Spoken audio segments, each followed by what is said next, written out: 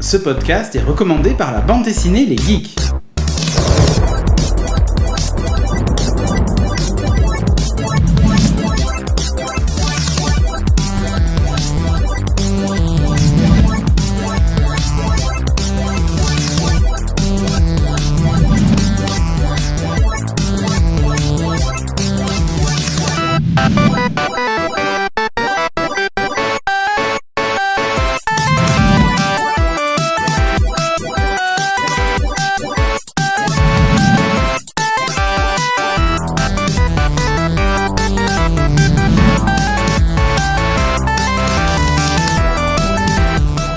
Salut à tous et bienvenue dans Geeking numéro 151. Cette semaine on va vous parler de plein de choses, comme d'hab. On a du film. On a un jeu. Non, le jeu dont tu vas nous parler, moi, enfin, du peu que j'en ai vu, je kiffe grave.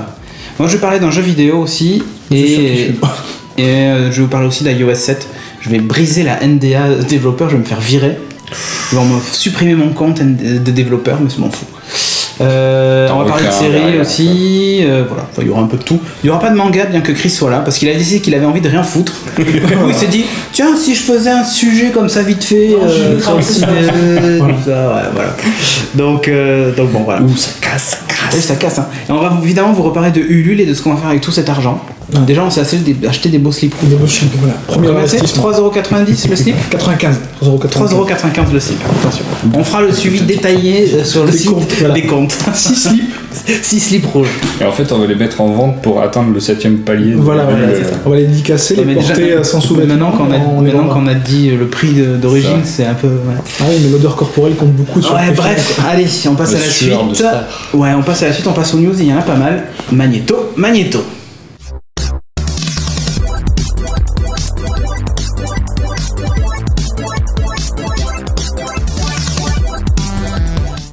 Et dans les news cette semaine, on va démarrer par le gros LOL de la semaine. Offert par Microsoft. Superbe.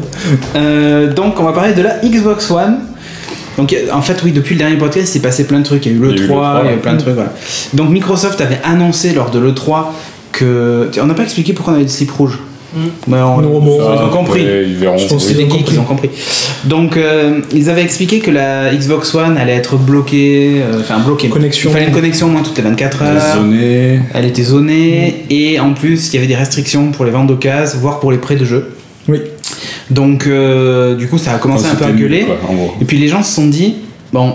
On va voir ce que va nous faire Sony, mais moi à un moment je me suis dit Sony va faire la même chose quoi. Donc, je pense qu'ils avaient prévu les deux. Je pense qu'ils avaient... C'est quoi? Ils ont super bien joué le coup. J'ai un peu cette impression. Je pense qu'ils c'est des maîtres des échecs Sony, parce que après Nintendo, on va dire le pire. Après Nintendo et la PlayStation 1, je pense que c'est le deuxième coup. Ouais, alors contre donc du coup qu'est-ce qui s'est passé? Sony eux derrière ont annoncé chez nous il n'y a pas de DRM, on peut jouer sans connexion. Avec la super vidéo comment prêter je vais la mettre par-dessus comme ça. Voilà. Et donc c'est vrai que c'était pas mal. Et donc Microsoft a décidé de revenir dessus. Il y a eu un communiqué officiel. Quelques jours avant quand même, il y avait le responsable de la division Xbox qui avait dit un truc, moi j'ai trouvé ça fantastique. Et là, c'est quoi, j'ai failli prendre ma Xbox 360 et la jeter par la fenêtre pour lui faire plaisir. Ça franchement, c'est le truc le plus foutage de gueule que j'ai entendu, au point même que moi qui m'étais dit j'achèterai une Xbox One, je me suis dit mais là maintenant ils peuvent rêver les mecs. Même si tu vois Kinect 2, tout ça me fait un peu rêver. Là je suis décidé, je suis hyper remonté après ce qu'ils ont dit. Et donc qu'est-ce qu'ils ont dit? Le truc fantastique c'est si vous voulez pas jouer connecté, achetez une Xbox 360. On a ça chez nous. On a déjà ça. Prenez la 360. Ouais mec, mais comment te dire? Donc bref, ils sont revenus dessus et maintenant on peut faire ce qu'on veut ou presque. Oui, il y a autant de limitations que ça revient sur la 360. Bon, il y a quand même un avantage à la PS4, c'est qu'elle coûte $100 de moins. Alors elle a pas la caméra machin, il faut compter $50 de plus. Elle fait quand même 50€ de moins au final. Ça fait quand même 50 de moins. Voilà. Bon après c'est à vous de voir. Techniquement, elle se valent à peu près. A priori, la PS4 est un poil plus puissante quand même. Oui, mais c'est. Elle a un GPU qui est plus costaud et la mémoire est plus balèze sur la Xbox, il me semble. Non. Tout se vaut, c'est vraiment pas grand chose. Ça va se voir peut-être sur certains trucs, mais.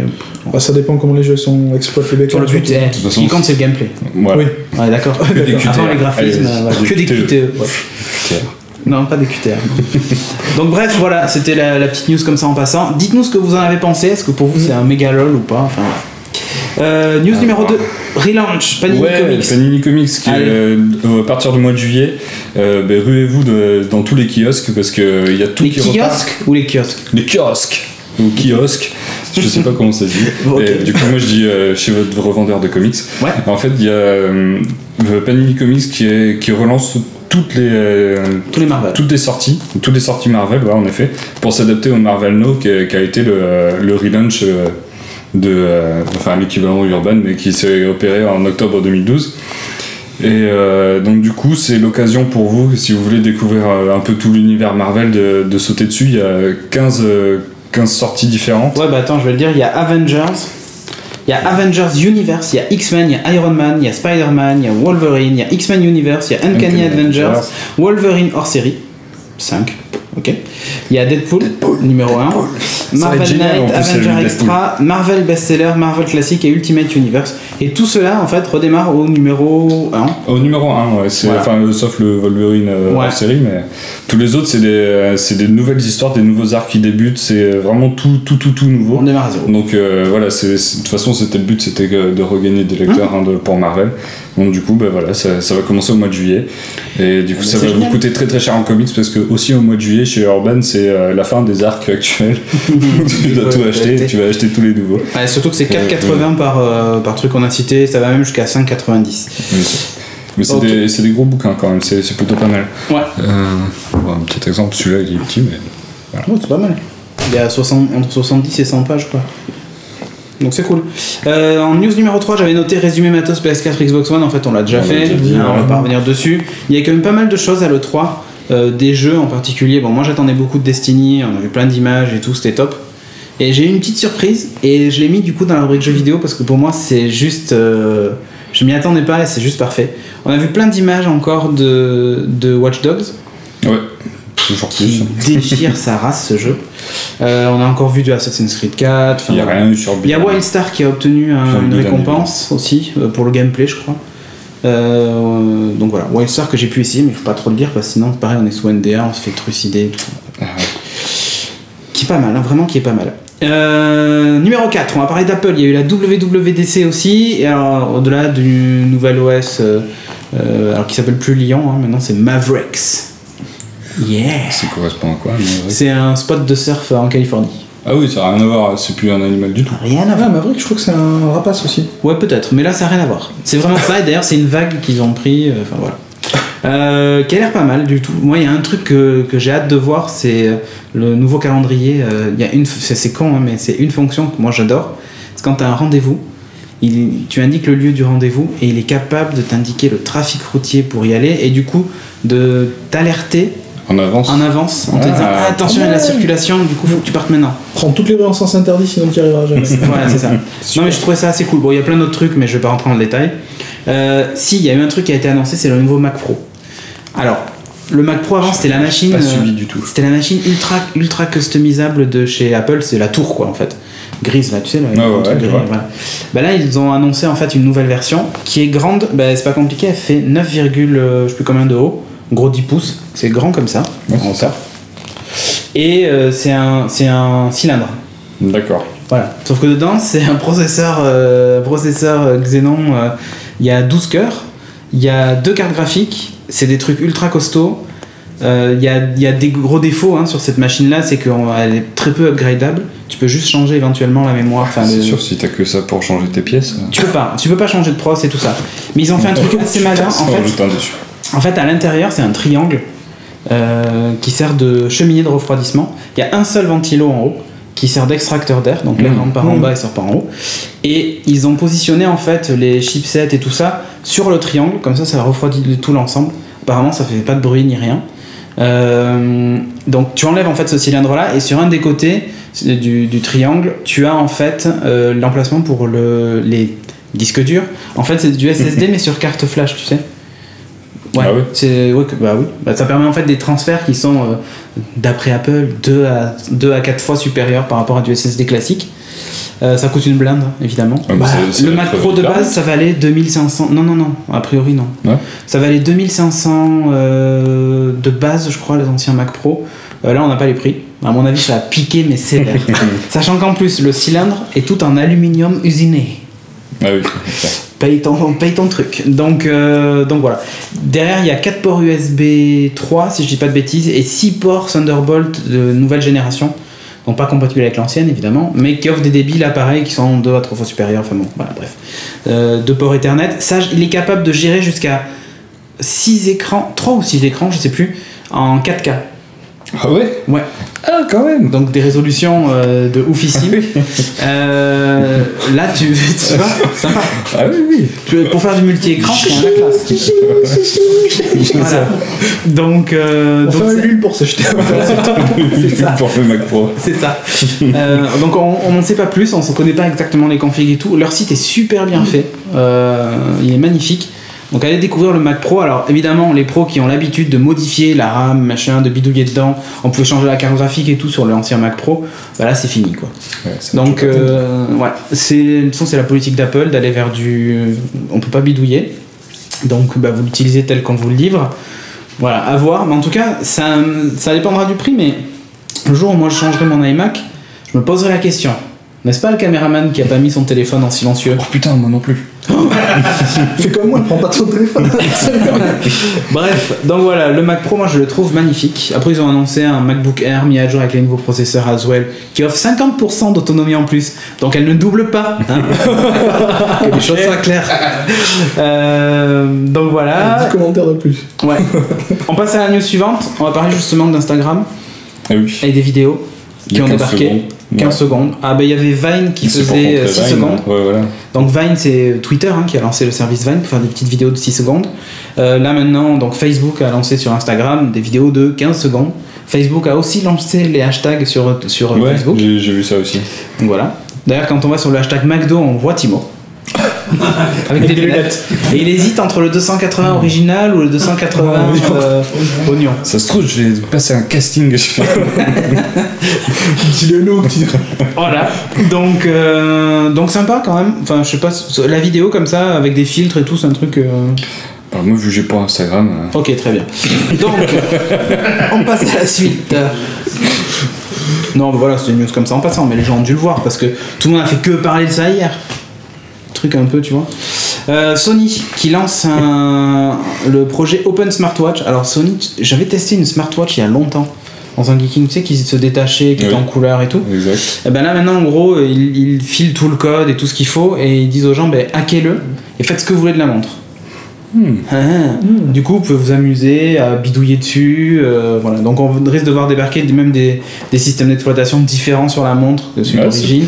Les mecs vont s'amuser. Pour redonner une nouvelle vie, on va essayer de relancer un peu le produit. Ça peut être pas mal. Bon, voilà. Sachant que les smartwatches, elles coûtent pas très cher. Donc, ça vaut le coup.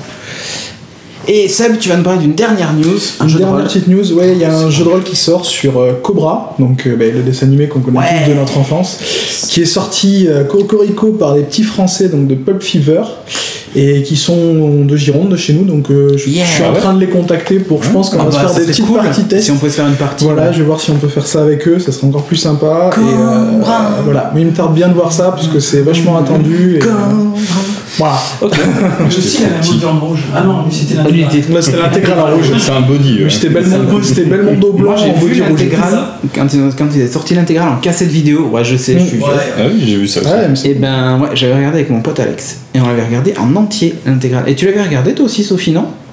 T'avais pas vu un bout de Cobra avec nous? Un bout de Cobra. Juste le bord alors. D'accord. On dira pas lequel. Donc allez, on a fini avec les news et le gros bras. Ouais. Et on enchaîne donc avec la suite.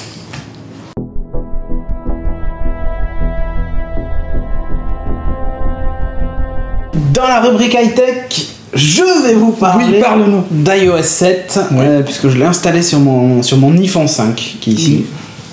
D'ailleurs, je vais le prouver sur le champ, parce que j'ai l'écran de verrouillage, et quand je fais ça, j'ai droit à un magnifique menu de contrôle, et quand je fais ça, j'ai droit au centre de notification. Voilà. Donc voilà. Bref, donc je vais en parler, ils l'ont montré à la WWDC, et c'est de gros changements. Alors, Pas tout à fait, on entend des bières qui cognent et tout, mais ils font la fête autour de nous. Ils sont tellement heureux de la fête que. C'est surtout ça.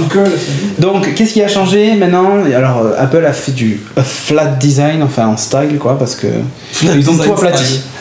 C'est-à-dire qu'il n'y a plus de cuir, il n'y a plus de moustache, tout est aplati, ils ont tout rasé. Le calendrier, il est blanc. Ouais, c'est un peu trop. Le répertoire est blanc. Voilà, c'est tout. Ça fait plus Windows. Ah oui, ça ressemble vachement. C'est trop pour moi, je trouve. Non, moi j'adore parce que ça ressemble beaucoup à certains trucs sur Windows Phone et j'adore l'interface de Windows Phone. Oui, forcément. Je trouve ça bien. Donc qu'est-ce qu'il y a de nouveau? Il y a un nouveau centre de notification. Donc maintenant, quand on va de haut en bas, tu as quoi? Il y avait toujours le centre notif, sauf que là maintenant il y a une vue carrément calendrier où tu as les rendez-vous de la journée. Direct ici, là. Une liste. Tu as aussi le prochain événement en haut et le prochain événement le lendemain. Toujours dans cette liste-là.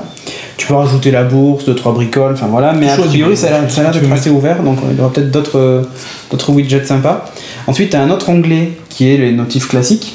D'accord. Alors on peut toujours pas les supprimer toutes d'un coup, il faut appuyer toujours sur le petit bouton, la petite croix et effacer. Et ensuite à droite, il y a un dernier onglet qui est, alors attendez, je vais vérifier, mais je crois que c'est les notifs. Il y a tous et il y a manqué. Alors manqué, c'est les notifs dans l'ordre dans la plus récente en haut et la plus vieille en bas.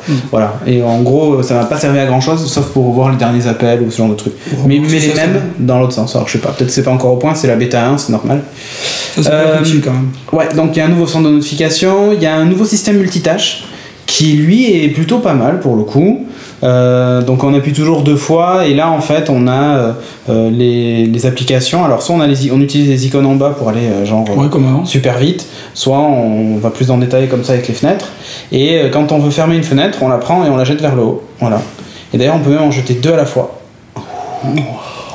Classe. Donc voilà, puisqu'en fait maintenant l'OS est vraiment multitâche. Ce qui n'est pas le cas avant. Oui, il est multitâche temporaire, c'est-à-dire que les applications. Ah bah tiens, il a rebooté à cause de l'OS 7. Voilà. Il y a quand même une nouveauté avec l'OS qui est importante, c'est que les applications aujourd'hui sont vraiment capables de se réveiller, genre toutes les 15 minutes, toutes les demi-heures ou toutes les heures, et tourner en tâche de fond. C'est-à-dire que par exemple, aujourd'hui quand tu téléchargeais l'appli Gmail, elle était capable de t'envoyer des notifications pour dire qu'il y avait un nouveau mail, mais elle téléchargeait pas le mail. Il faut lancer l'app pour télécharger le mail. Du coup, si tu as perdu le réseau entre temps, t'as pas ton mail. Tu sais que t'en as reçu un, mais tu peux pas le télécharger. Là, l'app, elle est capable de se réveiller, par exemple, toutes les 15 minutes et de télécharger les nouveaux mails. Ou c'est carrément automatique? On n'a pas plus de détails. A priori, pour les développeurs, ils ont la possibilité de choisir. Donc, pouvoir être un quart d'heure, 20 minutes, une demi-heure, tu dois pouvoir choisir. Du coup, c'est cool parce que même, par exemple, tu as une application de podcast sur ton téléphone. Au lieu d'avoir juste une petite pastille qui te dit un nouvel épisode est là, il peut lancer le téléchargement en tâche de fond. Ça, c'est bien. Voilà. Donc, dès que tu topes tout. Alors, les applis Apple, elles étaient capables de le faire, mais là maintenant, ça donne la possibilité à tous les développeurs de le faire. D'accord. Donc ça, c'est cool. Ça, c'est bien sur tous les systèmes. Je trouve ça pas mal. Il y a un nouveau système de raccourcis. Donc, c'est le fameux menu du bas vers le haut. Où là, en fait, avant, c'était le truc qui était rageant quand tu voulais te mettre en mode avion, fallait dans les réglages et tout ça. Là, il y a juste un bouton. Tu le fais de bas en haut et tu as un petit bouton en haut pour repasser en mode avion, activer le Wi-Fi, désactiver, verrouiller la rotation d'écran ou pas. Et t'as quoi en fait sur ce menu? T'as aussi les photos. T'as aussi la luminosité. T'as les raccourcis classiques.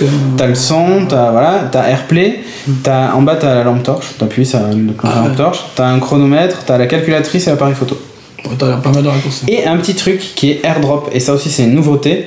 Alors AirDrop, ça y est sous Mountain Lion. En fait, le principe c'est que si tu es connecté à un réseau Wi-Fi, il détecte autour tous les téléphones qui ont AirDrop aussi activé.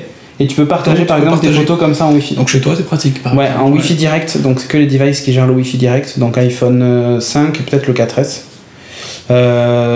Donc voilà, ça c'est éteint. Donc voilà, c'est pas mal. Autre nouveauté, alors ça je trouve ça juste nul, ils ont mis un parallaxe sur le fond d'écran.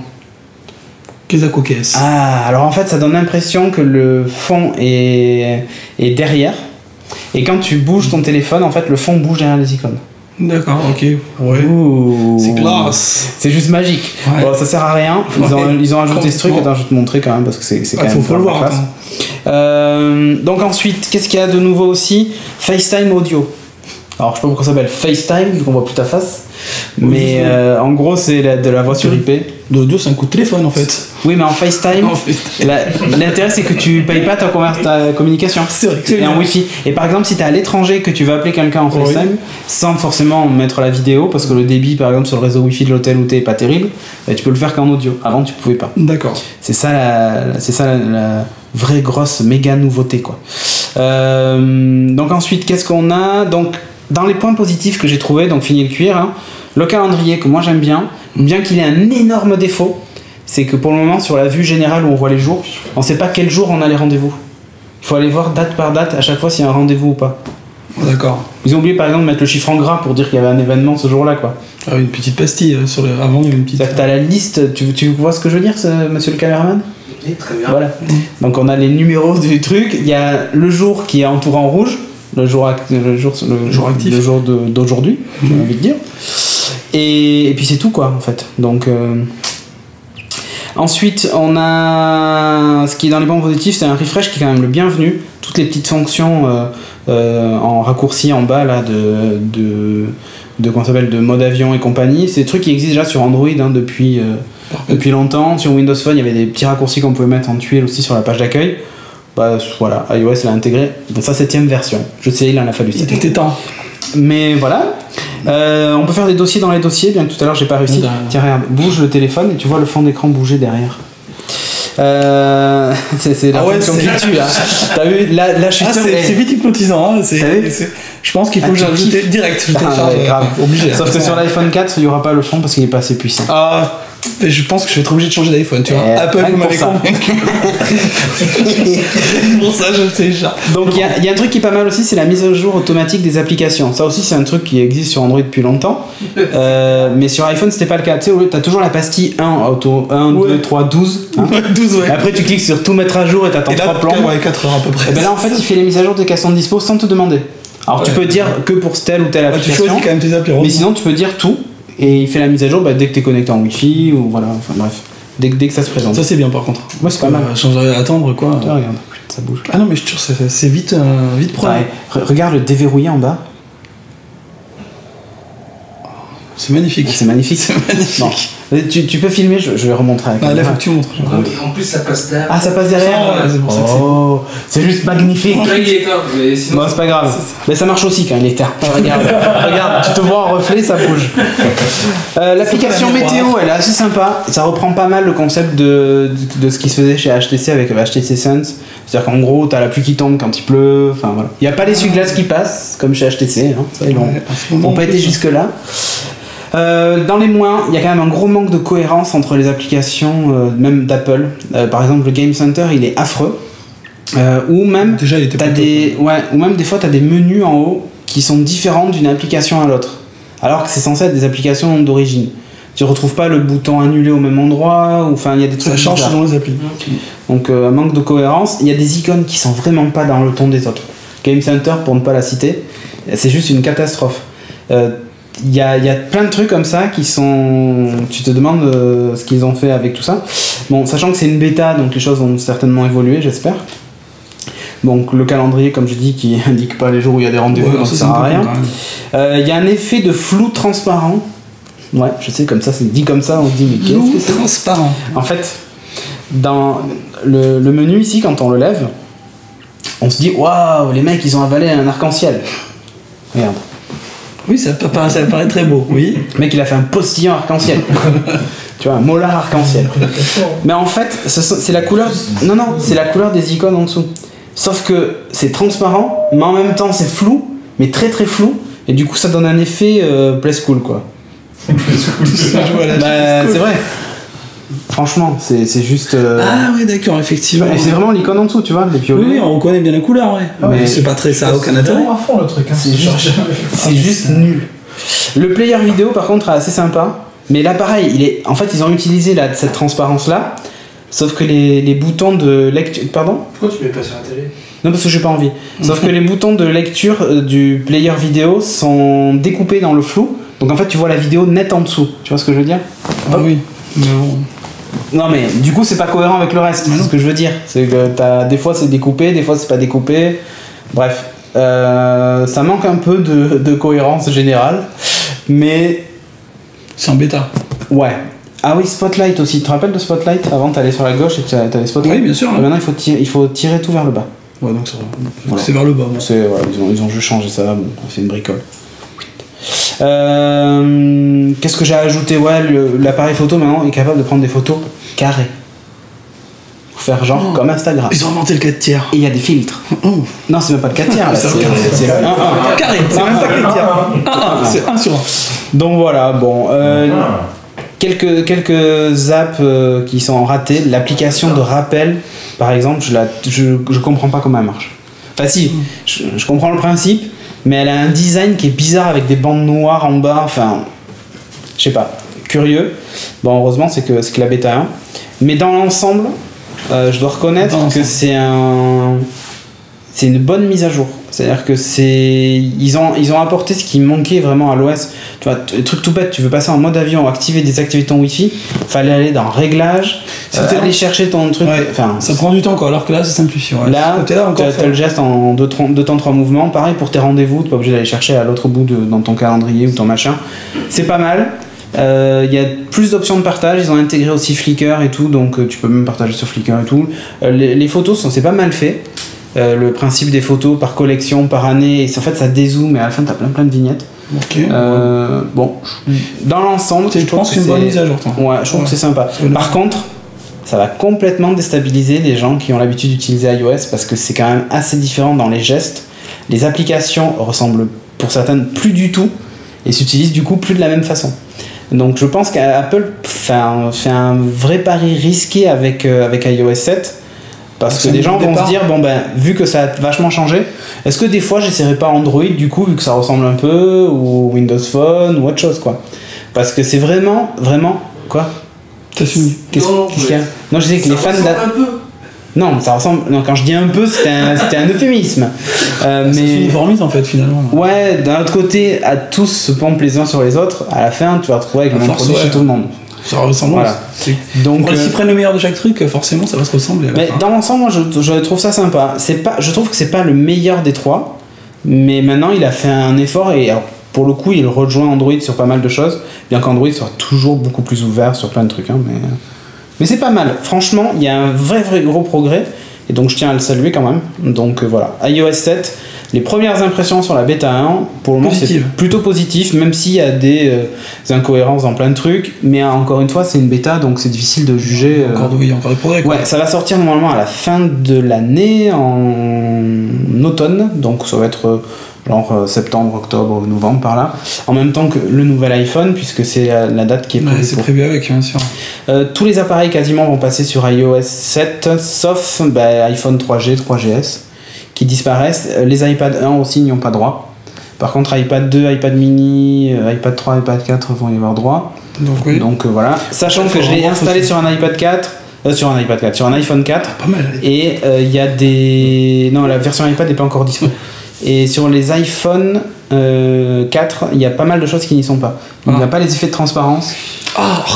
Bon, faut que j'achète. Il n'y a pas le parallaxe. Ah, mais non, je suis obligé d'acheter. Je vais acheter le nouvel iPhone, j'ai pas le choix. Tu vas être obligé. Mais dans l'ensemble, c'est. Moi, je te dis. Convaincu. Tu es convaincu quand même. Moi, c'est l'argument. Enfin, moi, c'est le. J'aime pas du tout. Après, le design, j'aime pas du tout. Moi, la disparition du cuir, etc. Enfin, toi, t'es plus cuir et moustache. Ouais, je suis cuir et moustache. Ouais. Mais t'as eu voilà, forcément. Le style, hein. Voilà. Ok, c'est les proches. Bon, allez, on enchaîne avec la suite.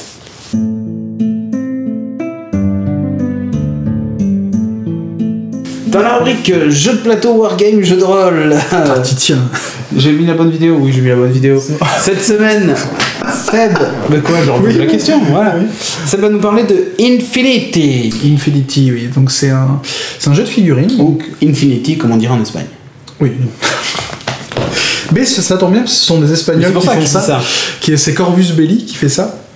Donc c'est une marque qui à la base faisait que des petites figurines pour des jeux historiques, qui fait du 15 mm pour les jeux historiques, puis ils se sont lancés là-dedans. Ils ont traduit ça directement en plusieurs langues, français, anglais et espagnol.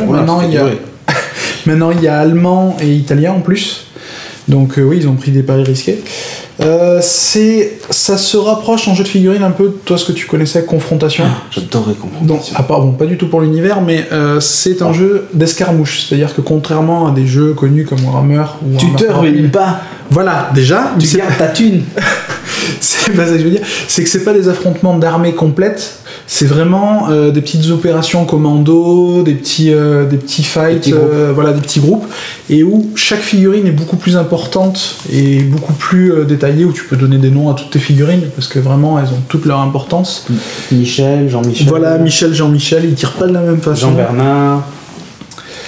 Et donc c'est vraiment, enfin moi j'adore. ça change. On en parlera après. Donc l'univers. Alors l'univers, c'est très inspiré manga, c'est dommage, Christophe fait partie.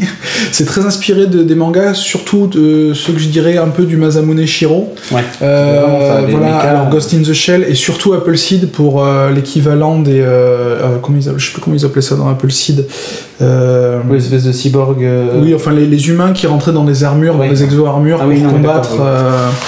Je me rappelle plus du nom. C'est vrai, ça ressemble vachement. Voilà. Et donc là ils ont pris un gros parti pris manga. Et qui donne vraiment un style particulier et vachement sympa, et qui donne une touche assez sympathique. Donc après, le contexte, en fait, l'univers se passe dans un futur assez proche où l'homme part à la conquête spatiale. Dans 175 ans. Voilà, ils le disent. Et en fait, où la donne mondiale a beaucoup changé. Il y a eu beaucoup de... Toutes les superpuissances qu'on connaît aujourd'hui, c'est-à-dire les trois principales, États-Unis, Europe et Japon, se sont effondrées. Et donc tout s'est un peu remélangé avec des nouvelles technologies qui apparaissent, donc bien sûr les vols spatiaux, qui utilisent des trous de verre pour aller dans d'autres planètes et arriver à voyager beaucoup plus vite. Effectivement, c'est les trous normands qui utilisent. L'apparition donc des tags, donc l'équivalent donc des robots qu'on disait, des robots pilotés. Il y a aussi une technologie qu'ils appellent le cube, qui est en fait une espèce de sauvegarde entre guillemets de ton âme, c'est-à-dire de sauvegarde de tes connaissances, de toute ta vie, tout ça, et donc en fait tu peux être réincarné.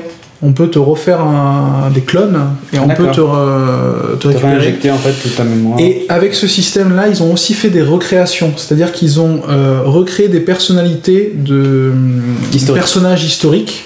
Genre il y a Achille, puisqu'on parlait de 300, enfin de tout ce qui est grec, tout ça. Il y a Saladin, il y a William Wallace, il y a Jeanne d'Arc, enfin voilà pour en citer.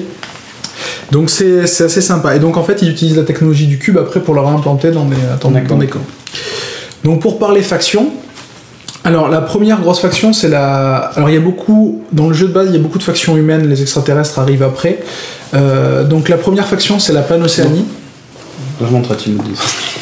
La Panocéanie qui en fait... Akira Ghost in the Shell. Ah oui, mais là il y a Akira, oui, pour les motos des Japonais. Ouais. Et donc oui, la Panocéanie en fait c'est la nouvelle grosse faction, la nouvelle grosse puissance. C'est en fait l'Océanie, donc Australie, Nouvelle-Zélande, qui sont groupés avec l'Amérique du Sud et qui en devenant super puissants après ont réabsorbé un peu la vieille Europe et ont fondé une nouvelle grande nation. C'est pas à côté. Non, c'est pas à côté. Mais ce qu'il faut savoir, c'est que maintenant, ce qui est à côté, enfin, la Terre n'est plus que le berceau des civilisations en fait, et toutes les capitales, tout ça, sont sur d'autres planètes. Alors la Panocéanie a plein de planètes, dont Néoterra, et qui regroupe toutes ces choses-là. Après, le grand rival de la Panocéanie, c'est le Yujing. C'est en fait l'empire chinois qui s'est étendu et a récupéré toute la sphère asiatique, les Japonais compris, tout ça. Qui utilisent un peu comme des parias d'ailleurs. Mais bon, ça c'est rigolo. Ils étaient moins nombreux. Voilà, ils étaient moins nombreux. Et en fait, qui crée un espèce de superbe empire, toujours dirigé un peu par le parti, mais qui veut reprendre une grande image de tradition et donc qui réinstaure l'empereur à la tête de ça pour mettre un double pouvoir. Donc c'est assez sympa aussi. Et donc qui est la deuxième faction derrière la Panocéanie, qui a quelques planètes aussi. Et donc l'éternel rival. Je vais vous montrer parce qu'il y a des illustrations en fait de ce que tu dis. Donc là, c'est les Yujing. Donc tous les Asiatiques. Après, on a l'Ariadna. Alors en fait, les premiers vaisseaux qui ont été envoyés dans les systèmes pour visiter, coloniser les planètes, il y a 2 vaisseaux qui se sont perdus. Un qui a été complètement détruit et un qui s'est échoué sur une planète sans possibilité de retour et peuplé par des colons de peuples assez fiers, c'est-à-dire les Écossais, des Américains, des Kazakhs, les Russes quoi, et des Français. qui en fait se sont retrouvés complètement isolés sur une planète avec peu de technologie ou que la technologie qu'ils avaient embarquée dans leur vaisseau, et qui ont dû faire face à des espèces d'extraterrestres un peu loups-garous, on va dire, et qui ont été un peu... Voilà, et qui ont été un peu contaminés aussi par ça, donc eux ont très peu de technologie, mais ont par contre, au lieu d'avoir des tags, ont des espèces de loups-garous d'hommes qui se transforment assez balèzes, quoi. Donc c'est un peu les bouseux du jeu, mais qui sont très balèzes sur la volonté, tout ça, et qui sont assez sympas, et qui ont des figurines très charismatiques. Ah ouais, classe. Ah ouais, ils sont super classe. L'illustration, elle est vraiment super classe, je trouve. Il me plaise bien ça. Là, ça c'est les Calédoniens, c'est donc les Écossais entre guillemets, et c'est eux qui ont William Wallace, bien sûr, forcément.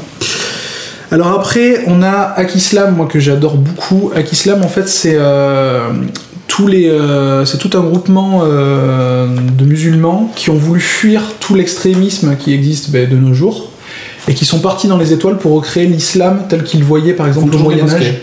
Oui, ils sont croyants. Ils sont croyants, mais ils sont plus extrémistes. Ils veulent retrouver la soif de la connaissance qu'avait l'islam à ses débuts, les grandes bibliothèques. Et donc, en fait, on retrouve les sectes des assassines, on retrouve plein de choses comme ça. Et c'est eux, en fait, bizarrement, qui recontrôlent la soie, mais la nouvelle soie, en fait, parce que la soie, c'est une matière qui permet de créer les cubes, donc les sauvegardes. Okay. Et les Akislam sont les gros spécialistes de tout ce qui est médecine, trucs comme ça, quoi. Et c'est assez sympa aussi. Après, on se retrouve avec les nomades, qui sont, alors on va dire un peu les gitans de l'espace, mais ils n'ont aucune descendance avec les peuples nomades. C'est juste des gens, en fait, qui sont des parias de la société, qui ne veulent pas utiliser le cube. Si, ils en utilisent, mais... Ah, bah alors... voilà. C'est pas tellement ça, c'est qu'en fait, donc, il y a le monde humain s'appelle la sphère humaine, comme tu le tiens dans ce supplément. C'est le titre de ce supplément. Et en fait, c'est Human Sphere. Human Sphere. Oh. Et en fait, les nomades refusent de rentrer là-dedans et en fait vivent dans 3 gros vaisseaux géants qui ont chacun leur spécialité. Tu as Tunguska qui est le vaisseau général qui dirige tout. Après, tu as Bakunin qui est le truc de toutes les expériences, tous les trucs bien chelous, où tu as tous les savants fous, les trucs, tout ça. Et tu as après Corregidor qui est en fait un ancien vaisseau de prisonniers qui a décidé de survivre coûte que coûte et qui fournit de la main d'œuvre et des troupes pour faire ce que personne d'autre ne veut faire, quoi, en fait. Donc ça a créé un peuple très, très indépendant, très original. Si tu veux des boobs, Stimo, là il y en a énormément chez les nomades. J'en ai pas vu là encore. Ensuite, après il y a les mercs, donc il y a une petite faction mercenaire, donc on peut rajouter à tout le monde, mais qui peut aussi être joué indépendamment. On a l'Aleph. Merci. Merci, Cédric. D'accord. On a l'Aleph, en fait, il faut savoir que c'est fantastique. En fait, la sphère humaine est dirigée par une espèce d'intelligence artificielle qui, pour un peu contrôler toutes ses puissances, utilise une espèce d'ONU qui s'appelle l'Aleph, en fait. D'accord. Et qui est très basée sur justement les soldats grecs, les anciens soldats grecs, les myrmidons. L'armée combinée? Non, ça n'a rien à voir. Non, ça j'y viens après. L'armée combinée, en fait, c'est... Aleph. Voilà, Aleph, ce que tu cherchais tout à l'heure. Donc qui, eux, ont le meilleur de la technologie. Ils fabriquent des clones de gens nus. Voilà, oui. Que des femmes. Que des femmes. Okay. Non, pas que des femmes. Donc après, en passant justement aux extraterrestres, il y a l'armée combinée qui est pareil dirigée par une espèce d'intelligence surévoluée, donc qui est en fait l'opposé de l'intelligence artificielle humaine, qui elle en fait est dans une stratégie de conquête, de conquérir tous les peuples et les asservir. Et en fait justement l'armée combinée c'est un mélange de plein de races extraterrestres qui ont été conquis par cette intelligence évoluée et qui les a intégrés et les font combattre. Alors il y a surtout deux races très dominantes. Tu as les Morats qui sont des gros bourrins ultra guerriers qui n'abandonnent jamais, ultra puissants, qui ont la peau rouge. Normalement on les voit pas. Et ça doit être les Shavasti. Qui sont des espèces un peu d'êtres insectoïdes, tout en pupute, tout en camouflage, tout en infiltration, tout l'opposé, quoi. Et dans le nouveau supplément, donc Camping Paradis, Campagne Paradiso, donc en fait... non, mais sans déconner. Campagne Paradiso, ils ont introduit une nouvelle race qui s'appelle les Toa, qui est une race un peu basée sur la Toa. Pas toi. Moi. Qui est un peu basée sur la biologie, les technologies cellulaires, toutes ces choses-là. Ils ont des armures un peu végétales, des choses comme ça, et qui sont en fait le seul peuple qui jusqu'à présent a résisté à l'intelligence évoluée. D'accord. Mais qui peut-être pas n'y résistera très longtemps et qui essaie de s'allier avec les humains pour contrer cette grosse menace.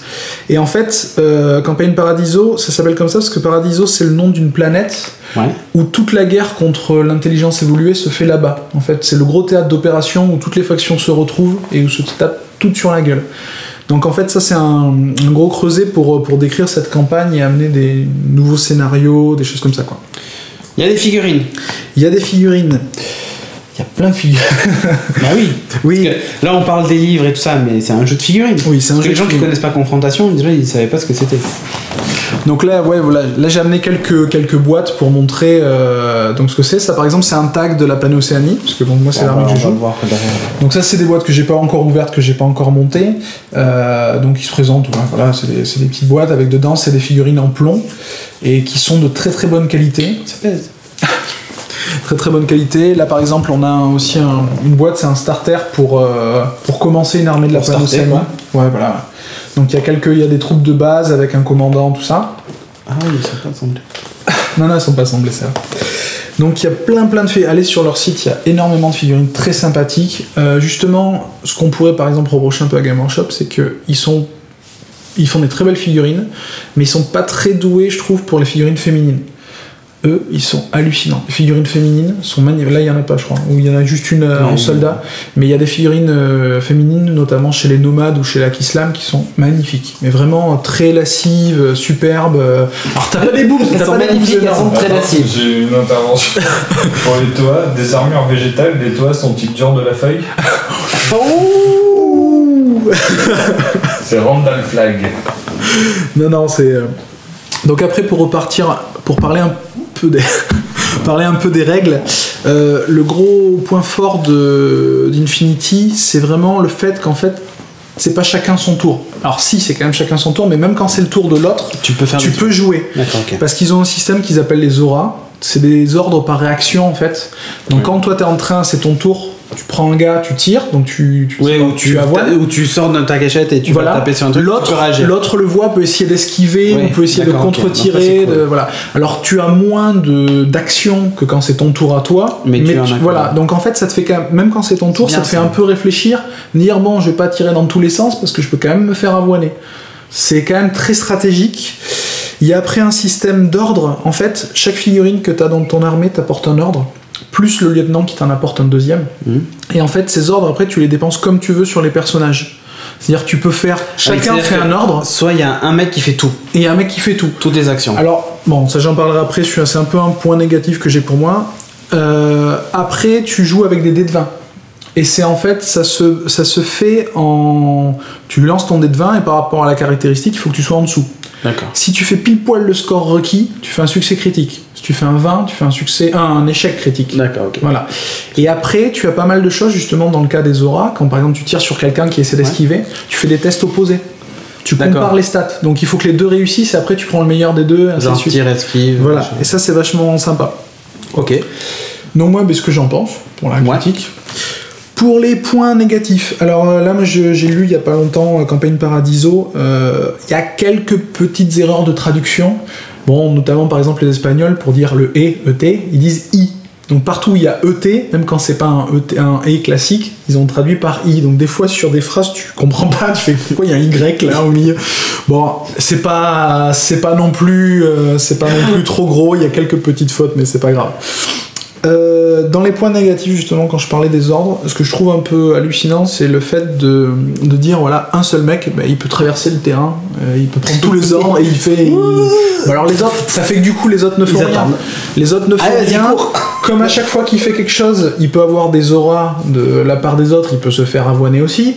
Donc ça limite quand même le truc, mais je pense qu'ils auraient pu mettre... Genre, t'as une fille qui est ultra puissante.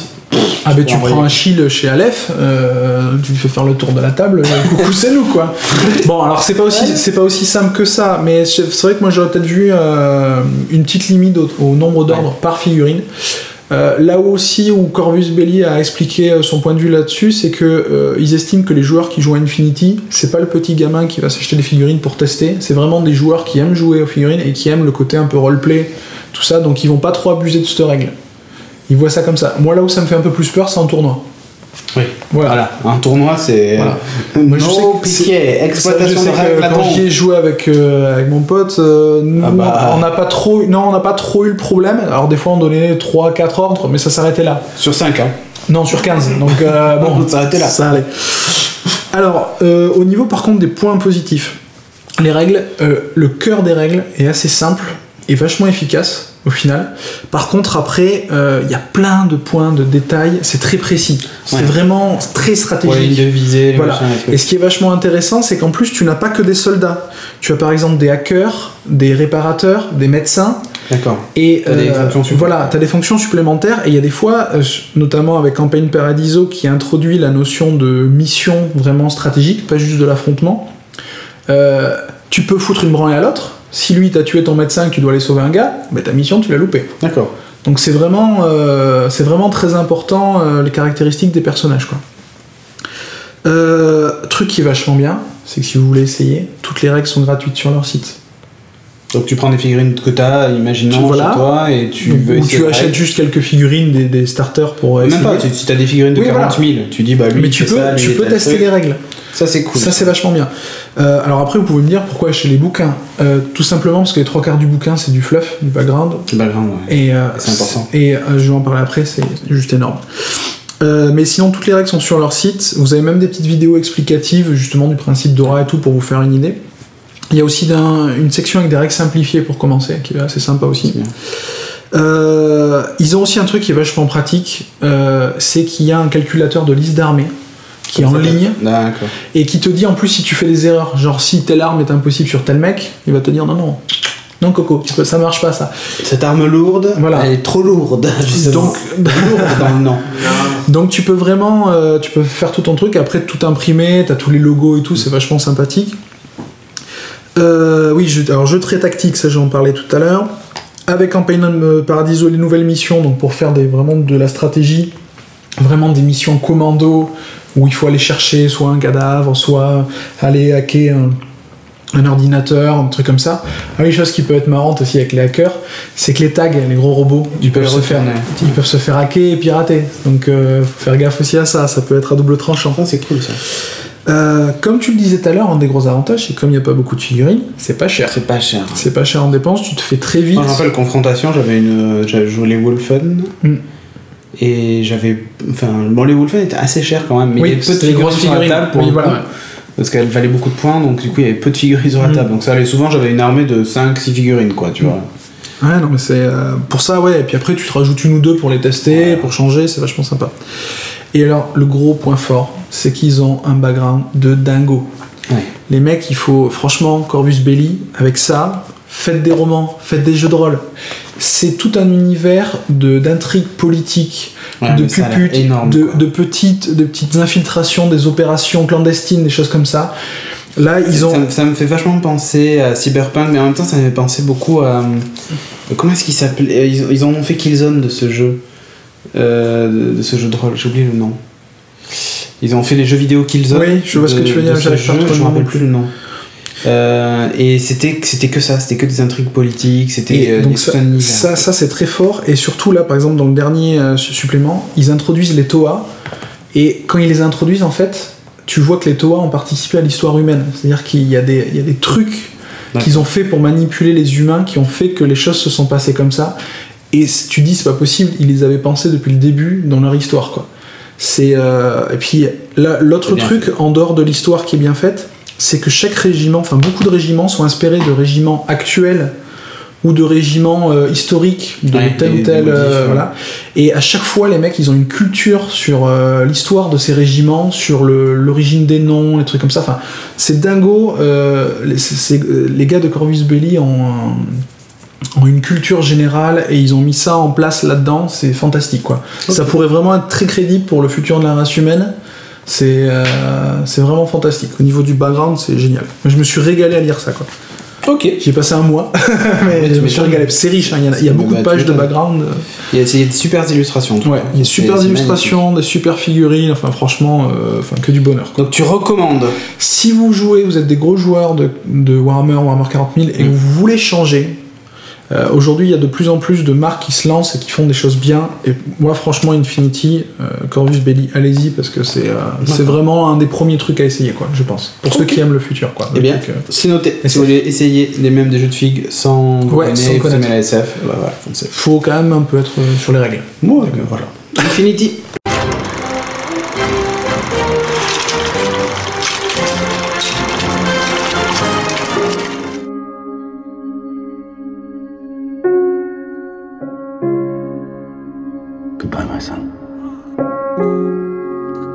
Dans la rubrique ciné, Timo et Sébastien vont nous parler de L'Homme de Fer. L'Homme de Fer. Iron Man 3. Alors. Donc de Superman, Man of Steel, qui est sorti mercredi en France et qui était un très bon film, et déjà dès le début je vous dis allez le voir. Non, mais, voilà, c'est bon, il a fini sa rubrique. Voilà. Allez le voir, c'était très bien. Donc on va dire quand même de quoi ça parle un petit peu. Ouais. Comme vous vous en doutez, ça va parler de Superman, donc de Kal-El. C'est son vrai nom, c'est un kryptonien, hein, c'est pas un humain. Donc on va le suivre petit, on va voir qu'il découvre qu'il a des pouvoirs, qu'il ne vient pas de la planète Terre, et il va s'engager dans une quête initiatique pour savoir qui il est, d'où il vient, quelles sont ses origines et qu'est-ce qu'il doit faire sur Terre. En gros, c'est le but de ce film-là. Et, du coup, on va suivre ça pendant 2h30. Et c'était pas loin d'être fabuleux. Ouais. Parce que sur comment s'appelle ce site là avec les tomates là, Rotten Tomato, ça, oui. Le site de critique, il a quand même moins que certains films qui étaient déjà pas. Il a 53% seulement d'avis favorables. Ah ouais. Il se fait déchirer. Ah, c'est bizarre. Ouais, c'est bizarre. Mais il y a des longueurs, c'est sûr. Enfin, pour moi, il y a des défauts, il y a des interprétations. C'est certainement que ceux qui ont voté, c'est des vraiment des puristes de Superman. Et là, dans le film, c'était certainement un Superman qu'ils auraient jamais pensé voir. Bon. Et donc c'est peut-être pour ça, mais moi, en gros, ce que je lui aurais reproché, c'est vraiment il y a quelques longueurs, parce que c'est un film où Superman, mais il est exploité à 12 000%. La puissance de Superman, c'est l'inverse d'Iron Man 3, où tu vois pas Iron Man, tu vois. Mais là, tout l'inverse. C'est Superman, c'est tout le temps. Sur 2h30 de film, moins du peu des images d'action. Ouais. Du peu que j'en ai vu, je me pose une question là tout de suite. Ils vont faire un film Justice League. C'est impossible que Batman soit crédible à côté. Je sais pas comment. En fait, je sais pas comment. La question c'est comment ce mec qui à lui tout seul peut faire ce qu'il veut va avoir besoin de mecs à côté. Enfin, je pense qu'ils vont pas prendre le Superman de cette trilogie. C'est pas possible. Normalement, il est censé être le premier. Franchement, je vois pas comment. Ils vont refaire un Batman plus. Mais en tout cas, ce sera pas le Batman de Nolan, ça c'est sûr. Normalement, c'était acté que ce sera nouveau. Mais le nouveau Batman, il va quoi? Il va avoir une armure comme Iron Man pour pouvoir rivaliser comme Lex Luthor. Il va avoir ça. Non, je sais pas. Là, c'est une grosse question. Il y a Lex Luthor dans ce film? Non. Il y a des caméos. On voit LexCorp. LexCorp sur un camion citerne. mais c'est tout. Il n'y a pas de caméo. On s'attendait éventuellement à un caméo de Wonder Woman aussi. Non. T'as pas vu ensuite passer? Non. Alors moi j'ai une question, donc du coup l'histoire elle se concentre plus sur la genèse c'est un espèce de Batman Begins de Superman? Eh bien en fait, pas du tout, j'ai envie de dire. Oui et non. Ouais. C'est-à-dire que c'est présenté. Parce qu'au début on le voit dans les trailers qu'on a vus, hein, le tout premier trailer. Les trailers ne présentent pas du tout le film. Voilà, oui. Ah, okay. C'est présenté différemment que. Un peu comme Iron Man 3. C'est présenté pas du tout le film. C'est présenté différemment de ce qu'on peut voir habituellement. Dire d'habitude on le voit grandir, on le voit évoluer, machin. Là en fait.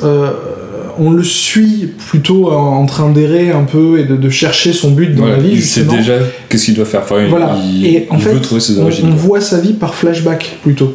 Ah, d'accord. Et en fait, hyper bien intégré. Voilà, c'est vachement bien intégré. Et c'est vachement axé donc vraiment sur ce qu'il fait sur Terre. Avec pas cet axe qu'on a d'habitude dans Superman, c'est-à-dire qu'on le croit humain dès le début, puis qu'après on découvre qu'il est alien. Là, d'entrée... Oui, t'as pas cette notion de Clark Kent qui doit se cacher, voilà. Genre... on n'est pas dans Smallville. Clark Kent, Superman. Ouais, a priori, d'ailleurs... c'est plus limite un documentaire sur sa vie, en fait. Ça fait assez... Attention, je vais spoiler, mais à moins que je me trompe, hein, mais j'ai vu dans les critiques, je pense, qui était reproché, c'était que, par exemple, Lois, elle sait déjà qu'il est Superman. Elle le découvre. Elle le découvre. D'accord, elle le découvre. Mais elle le découvre avant Clark Kent. Avant qu'il soit Superman. Enfin, qu'il sorte. C'est un peu, il y a pas mal de petites inversions qui présentent les choses en fait différemment. Pour avoir un peu de surprise. Mais c'est pas mal. Hein. Moi, je trouve que c'était bien. Un peu trop facile. Comment elle trouve quand même qui est Superman. C'est une fouineuse. Elle fait vraiment la reine des fouineuses. C'est bon, t'as cru que t'allais m'avoir avec des lunettes. Non, justement, c'est un petit clin d'œil à la fin à ce côté. C'est un peu comme Timo dans la pub McDo, tu y croyais qu'on allait pas reconnaître parce qu'il mettait des lunettes. J'hésite. Ah, je sais. Je prends le 280 original aujourd'hui et le nouveau à la sauce aux oignons de Bretagne la prochaine fois. Ouais, mais d'ici la prochaine fois, imagine. Mais là, justement, genre 280 pour tous ceux qui le verront, je prends le cas. Pour tous ceux qui le verront, à la fin, il y a un petit clin d'œil à ça que moi j'ai trouvé bien rigolo. Ok. Après, qu'est-ce qu'on peut dire sans spoiler, c'est hyper dur. Quoi. Ouais. Le casting est génialissime. Tous les persos sont hyper bien présentés. Ils ont tous leur moment de gloire, ils sont tous très bien représentés. Avec des petits, comment dire, à chaque fois il y a des paroles qui sont dites à un moment, qui sont reprises plus tard, il y a plein de renvois comme ça, de liens entre les personnages, même avec des humains. Il y a du fanservice ou pas un peu? Non. Genre il n'y a pas des caméos dans tous les sens ou des références dans tous les sens? Et c'est ça qui était très bien. D'accord. Il y a quelques petits clins d'œil. C'est un peu l'inverse de Star Trek, quoi. Enfin, dans Star Trek, il y en a un qui m'énerve, mais c'est tout. D'accord, ok. Mais laisse-moi dire, c'est avec un mec avec des oreilles pointues? Ouais. Putain, ils me font chier avec lui. Donc le casting était parfait. Moi j'ai vraiment adoré la première partie qui installe le perso. Non, c'était pas Legolas. Oh merde, putain, j'ai pas suivi. Et non. Dans la première partie qui installe bien le perso, c'est une demi-heure en gros. Non, c'est 1 heure, franchement c'est... Oui, une bonne heure. Ouais. Ah ouais? Ah oui. Et ça tape un peu? Non, justement, pas vraiment. Il y a de l'action, mais on peut pas dire que ça tape. C'est la fin où ça tape. Non, moi j'ai une question. J'ai vu un moment, il avait vachement la barbe. Ouais. Ça c'est au début. C'est au tout début. Comment il fait pour se raser? Avec ses ongles? Parce que je pense que le rasoir, il doit... Le rasoir, il prend un miroir, il fait des yeux thermiques.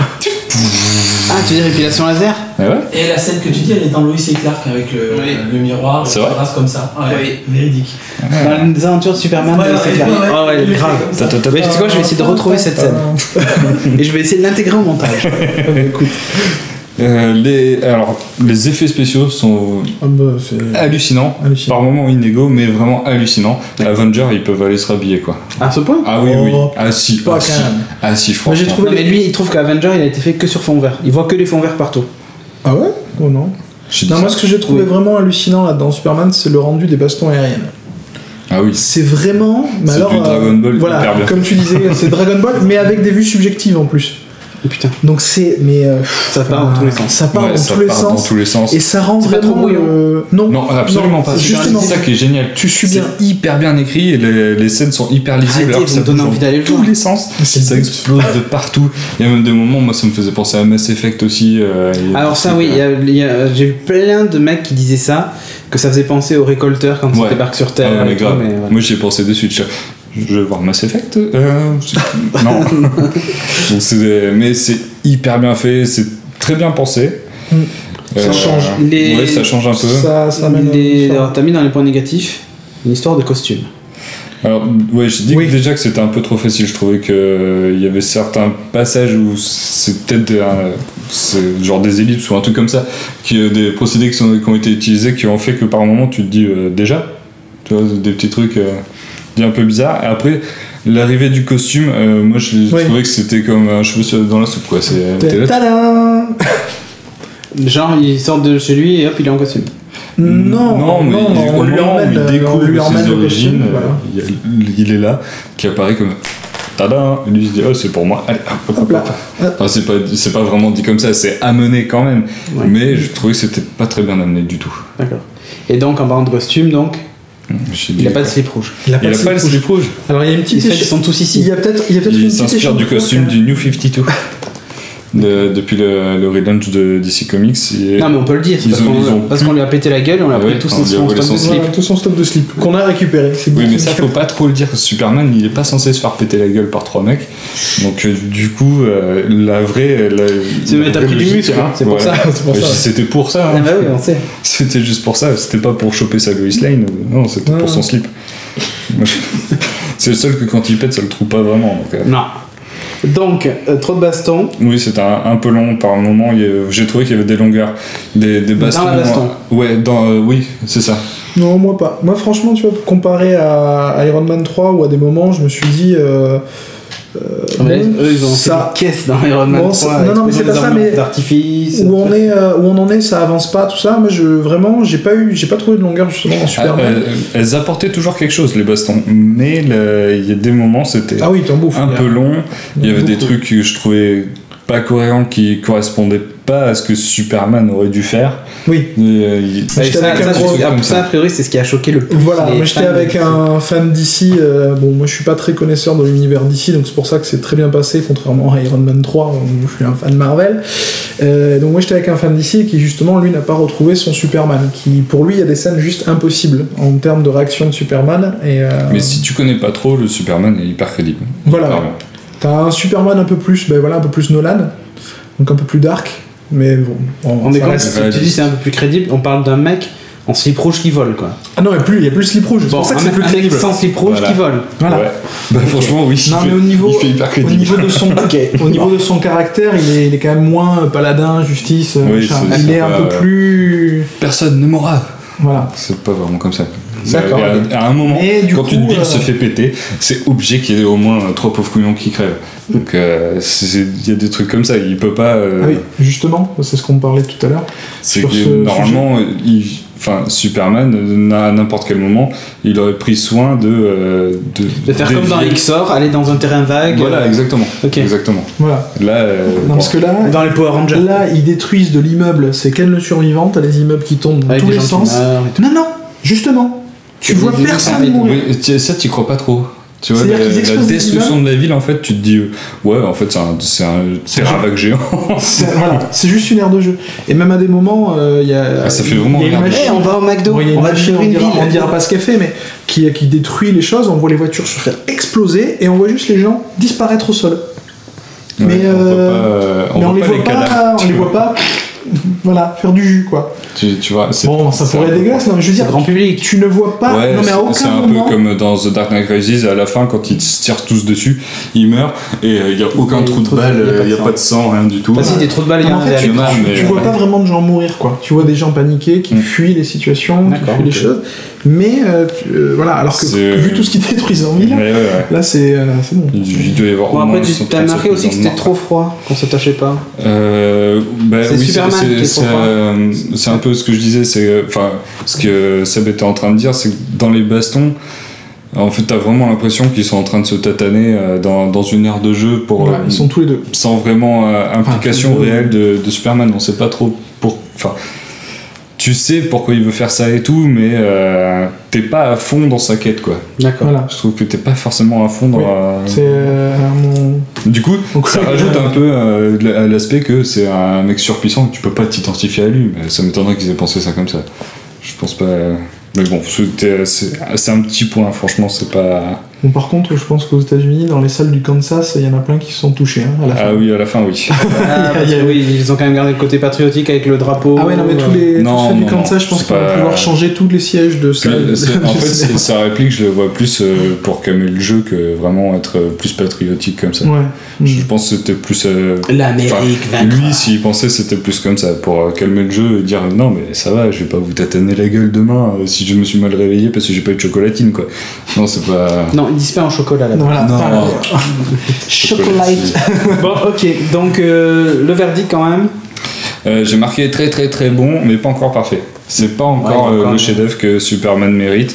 C'est un très très très très grand pas par rapport à celui d'avant. Ah oui, oui. Mais en fait, c'est un Superman Nolan style. Un peu, pas complètement, mais tu sens. C'est Snyder qui c'est produit par Nolan. Voilà, l'association des deux ont pris le meilleur des deux. Enfin, le meilleur des deux personnes qui ont vraiment leur patte chacune. Et ça s'est plutôt bien associé. Visuellement, c'est sympa. Visuellement, c'est juste magnifique. Okay. Et pour tous ceux qui n'ont pas l'influence DC Comics, qui vont juste voir un film de super-héros comme ça, c'est top. Enfin, franchement... moi, justement, j'ai pas... Ok, donc si vous l'avez pas vu, mais que vous n'êtes pas trop attaché au principe de Superman, moi je pense que de ce que j'en ai entendu, en tout cas, ça va me plaire justement. Moi, ce qui m'énervait dans Superman, c'était le côté trop boy scout, patriotique, je sauve tout le monde, c'est la fête. C'est pour ça que personne ne voulait voir le film Captain America. Ça me saoule. C'était pas si mal. Oui, c'était pas si mal. C'était bien, sauf qu'il y a des gens qui meurent pour le coup. C'est des nazis, c'est pas grave. Pas des nazis. Pas des nazis. Mais non, moi c'est ce qui m'énervait dans Superman, et le fait de voir justement qu'il est pas tout blanc. Il est moins manichéen que d'habitude. D'habitude, c'est vraiment. Ça c'est cool, ça me donne envie de le voir, tu vois. Mais bon, ça reste quand même Superman, mais c'est vrai qu'il y a quelques scènes. D'ailleurs, dans une scène finale, à un moment, justement, il y a quelque chose qui normalement Superman ne ferait pas, mais par contre, ça le fait ça l'atteint énormément. Tu le sens qu'il est... Donc, ils ont été un peu plus loin dans la psychologie du personnage, mais bon, ça ils vont faire des trucs un peu limite avec son. C'est par rapport à son Superman à soi, comme on le voit. Donc oui, vraiment, toi, je pense que ça te plairait beaucoup pour ceux qui sont vraiment fans de Superman, justement le côté boy scout. Et Kevin Costner, il est juste génial. Il joue le père, donc. Ah oui, ce qu'on disait tout à l'heure. Il y a un parallèle entre les deux pères dans le film qui est fantastique, où entre les différents flashbacks et tout. Joral, et les deux sont super classe et font un parallèle. Alors les mères sont un peu en recul, je trouve, même si elles sont importantes dans l'histoire, mais il y a vraiment un gros parallèle entre les deux padrés, comment ils ont influencé sa vie, ce qu'ils lui ont donné. Il y a la police qui arrive. Voilà. Et ça, c'était vraiment bien. Et les deux acteurs, Kevin Costner et comment il s'appelle Russell Crowe. Gladiator. Les deux en Kevin plus, Costner et Gladiator, l'espèce de classe un peu parallèle. Postman et Gladiator, ils sont top. Non, les deux les rôles sont super bien écrits et ils les incarnent à merveille. Et on a dit que Krypton aussi c'était magnifique. Ah oui, Krypton, c'est terrible. On en a pas parlé. Non, t'as pas dit, mais c'est beau. Les technologies sont sympas et sont très originales. On va vraiment, c'est vraiment nouveau. Ouais. Si vous aimez, je sais pas s'il y en a qui se rappellent le petit jouet qu'on avait dans les années 80 où c'était une espèce de plaque en plastoc avec plein de clous dedans et qu'on mettait son visage. Et ben c'est un peu ça. Ça m'a fait triper au taquet. Quand tu faisais ton visage, t'avais tout en train de nez, c'était voilà. Mais là en fait toute leur tech est basée là-dessus, enfin toute leur tech visuelle. C'était un peu déjà le cas avec des cristaux qui poussaient. Non, si. Si, oui, dans c'était comme ça avant. Non, pas dans Smallville, dans Superman et Team.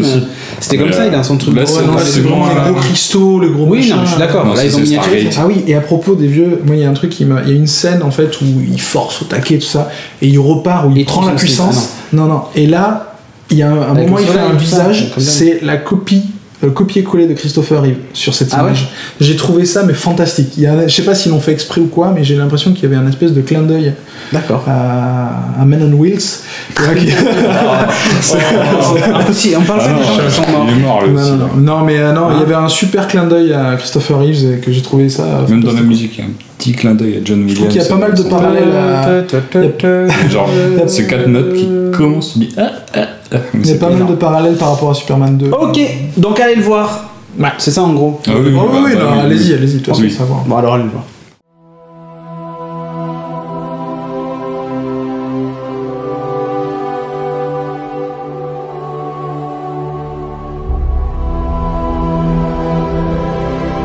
There's greatness in you,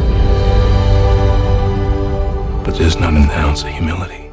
Dans la rubrique cinéma, Timothée va nous parler de Star Trek Into Darkness. Exactement. Donc c'est le deuxième épisode de l'espèce de... Oh, c'est même pas un reboot. Si, c'est un reboot quand même. Si, c'est un reboot.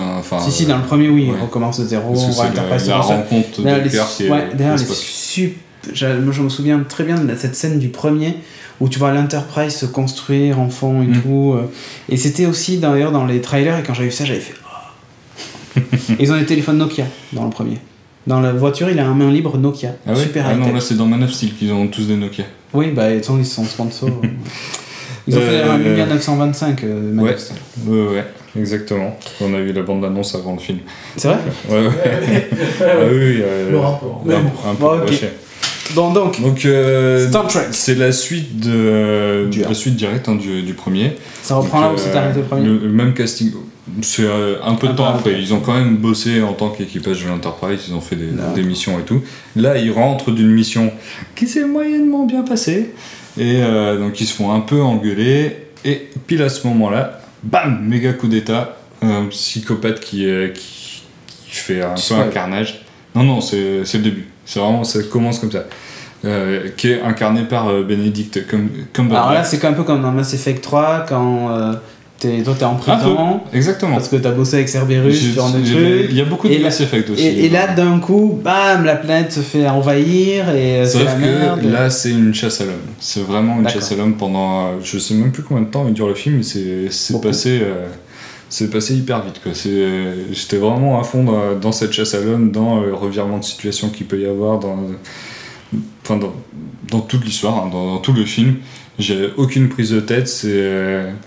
Là aussi, le film va pas te faire réfléchir. Non, j'ai vu qu'il y avait sur le trailer, en tout cas, il y a des scènes qui ont l'air assez époustouflantes, avec de la destruction massive encore. J'ai pas trouvé ça hyper épique. Je trouve qu'il manque certaines scènes épiques qu'on pouvait avoir eu dans le premier Star Trek. D'accord. Dans le premier Star Trek, ça faisait un peu plus de space opéra bien. Voilà, dans la bande-annonce, quand même, tu vois des trucs, des mecs qui courent dans une espèce de champ de maïs rouge là, et qui sautent d'en haut du truc pour aller dans l'eau, machin. Oui, c'est au début. Il y a des scènes d'action très très bien, mais c'est pas de la demi-mesure. D'accord, il y en a moins que ce qu'on peut s'attendre. Ouais, ok, d'accord. Mais c'est très bien orchestré aussi. D'accord. Très bien foutu. Donc, qu'est-ce que. Ton avis? Moi, comme j'ai dit, je l'ai trouvé très divertissant comme le premier. Je trouve qu'il surpasse largement le premier. Ah oui? Ah oui, il le surpasse largement. Il y a beaucoup d'humour, les personnages. Il y a un peu plus de consistance au personnage. Il y a un peu plus de consistance au personnage masculin. Ouais, parce que Kirk, je le trouve un peu fade dans le premier, et même Spock jeune.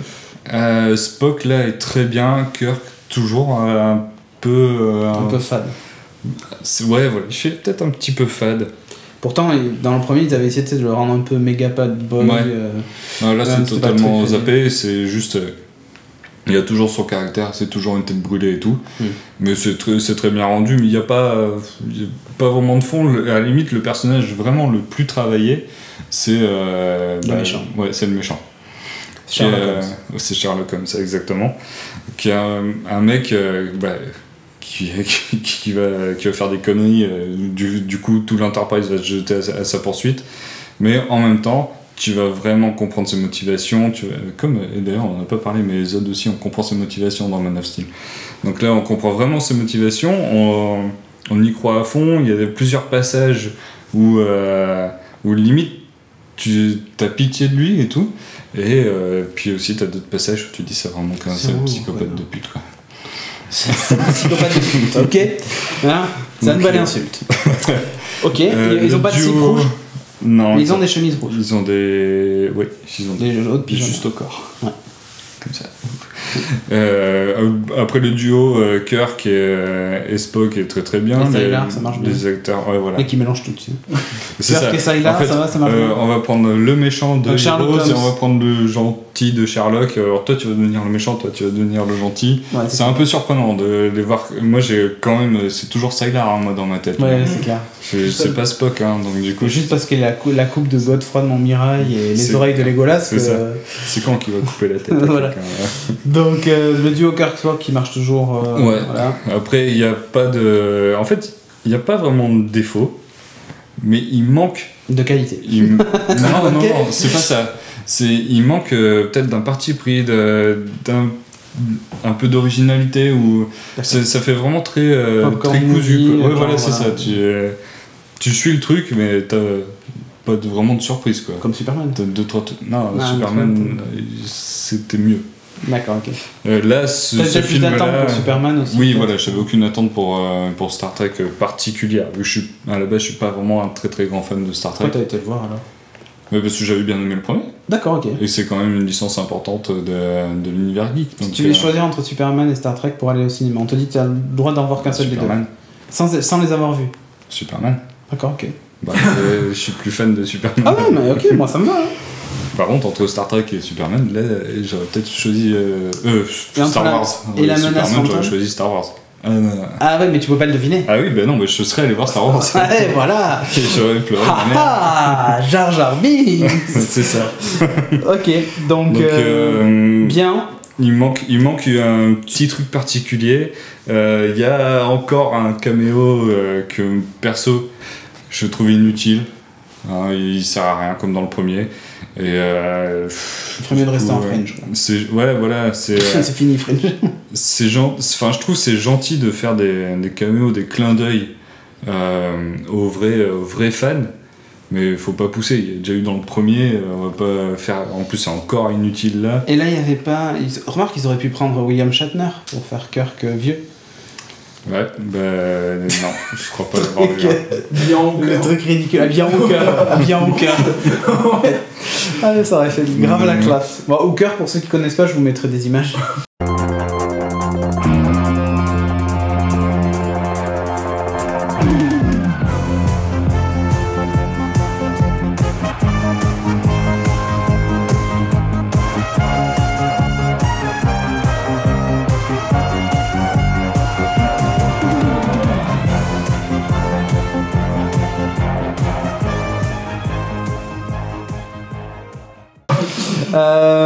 Ok, bon donc tu recommandes ces deux films d'été. Oui, toi, t'as décidé de poser ton cerveau pour aller au ciné. Ouais, là pour le coup, celui-là c'est vraiment ça, mais quand même dans le bon sens du terme. C'est tu poses ton cerveau et tu ressors de là, t'es content. Un bon space opéra, quoi. Ouais, oui, il est très sympa. Enfin, t'as préféré par rapport au premier, donc c'est un Oui, voilà, déjà. Donc allez voir Star Trek. Ouais, allez-y. Pour vous échauffer avant Man of Steel et puis voilà. Ouais, et dites-nous dans les commentaires si vous avez aimé donc Man of Steel et Star Trek. Tu as le droit de pas avoir aimé, hein, c'est parce que Timo aime. Mais du coup, t'as fait ça juste parce que tu voulais être sympa avec Julien en disant, ouais, mais il est pas là, ça sert à rien. Ok, très bien. Allez, on enchaîne donc avec la suite.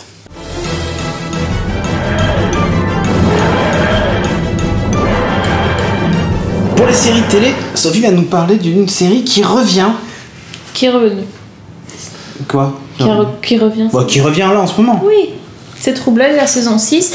Ça fait. Bien, voilà. Non, mais ça fait plusieurs saisons qu'on vous en parle. De toute façon, nous, dans ce podcast, on aime True Blood. On signe en. C'est pas exceptionnel, mais on aime. Ouais. C'est vrai que la série se fait un peu dégommer depuis 2-3 saisons. Qu'est-ce qu'il y a ? Non, mais je sais pas, quand il pète, il trouve son slip, lui. Non, c'est le. Ah ouais, fais moins de bruit s'il te plaît. Ah, pardon, excuse-moi. Donc la série se fait un peu dézinguer sur les dernières saisons, mais moi je vous conseille quand même de regarder cette saison 6 parce que ça part bien et c'est un peu le gros délire. C'est une série d'été, donc déjà faut relativiser le truc, on se prend pas la tête, on se détend, faut pas toujours chercher la logique parce qu'on est quand même dans un monde un peu surnaturel. Mais cette saison, moi je note quand même qu'ils ont corrigé l'un des principaux défauts de la saison 5, c'est-à-dire ils avaient tendance à tout le temps remettre des créatures fantastiques. Chaque saison, ils ajoutaient une autre créature, un bestiaire énorme. Et finalement, moi, ce qui m'intéresse dans la série, c'est quand même la lutte entre les vampires et les humains. Et c'est un peu ce qui va se passer dans cette saison 6 où ils recentrent sur ça. Donc, exit presque toutes les créatures surnaturelles, en tout cas les gros monstres. On reste ils ont gardé les faits, mais ils sont obligés. Suki est une fée, donc ils peuvent pas changer. Et on recentre sur la lutte entre les vampires et les humains. Et là, cette saison, on nous vend un peu la revanche des humains, c'est-à-dire il est temps que les humains reprennent le dessus et se défendent contre les vampires. Et justement, pour faire ça, dans cette saison, ils ont introduit un nouveau personnage. C'est un personnage d'un sénateur qui commence à haranguer les foules et à vraiment montrer aux humains qu'il faut se débarrasser à tout prix des vampires. Donc on n'est plus dans la cohabitation pacifique du début de la série. Là on est carrément dans la guerre. Les vampires sont vraiment persona non grata dans la ville. Ils ont le droit de faire de commerce, ils ont un couvre-feu la nuit. Ouais, on leur interdit tout. Pour des vampires, c'est un peu con. Oui, c'est un peu con. Vous avez le droit de sortir que la journée.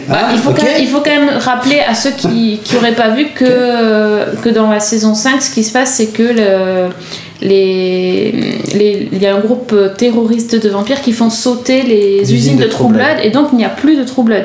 Ça veut dire que les vampires sont un petit peu obligés de tuer à nouveau les humains. Donc bon, là c'est quand même super tendu, et au niveau des vampires c'est un peu la cata, puisque déjà ils se sont un peu tous fightés entre eux dans la saison 5. Et ils portent des slips rouges.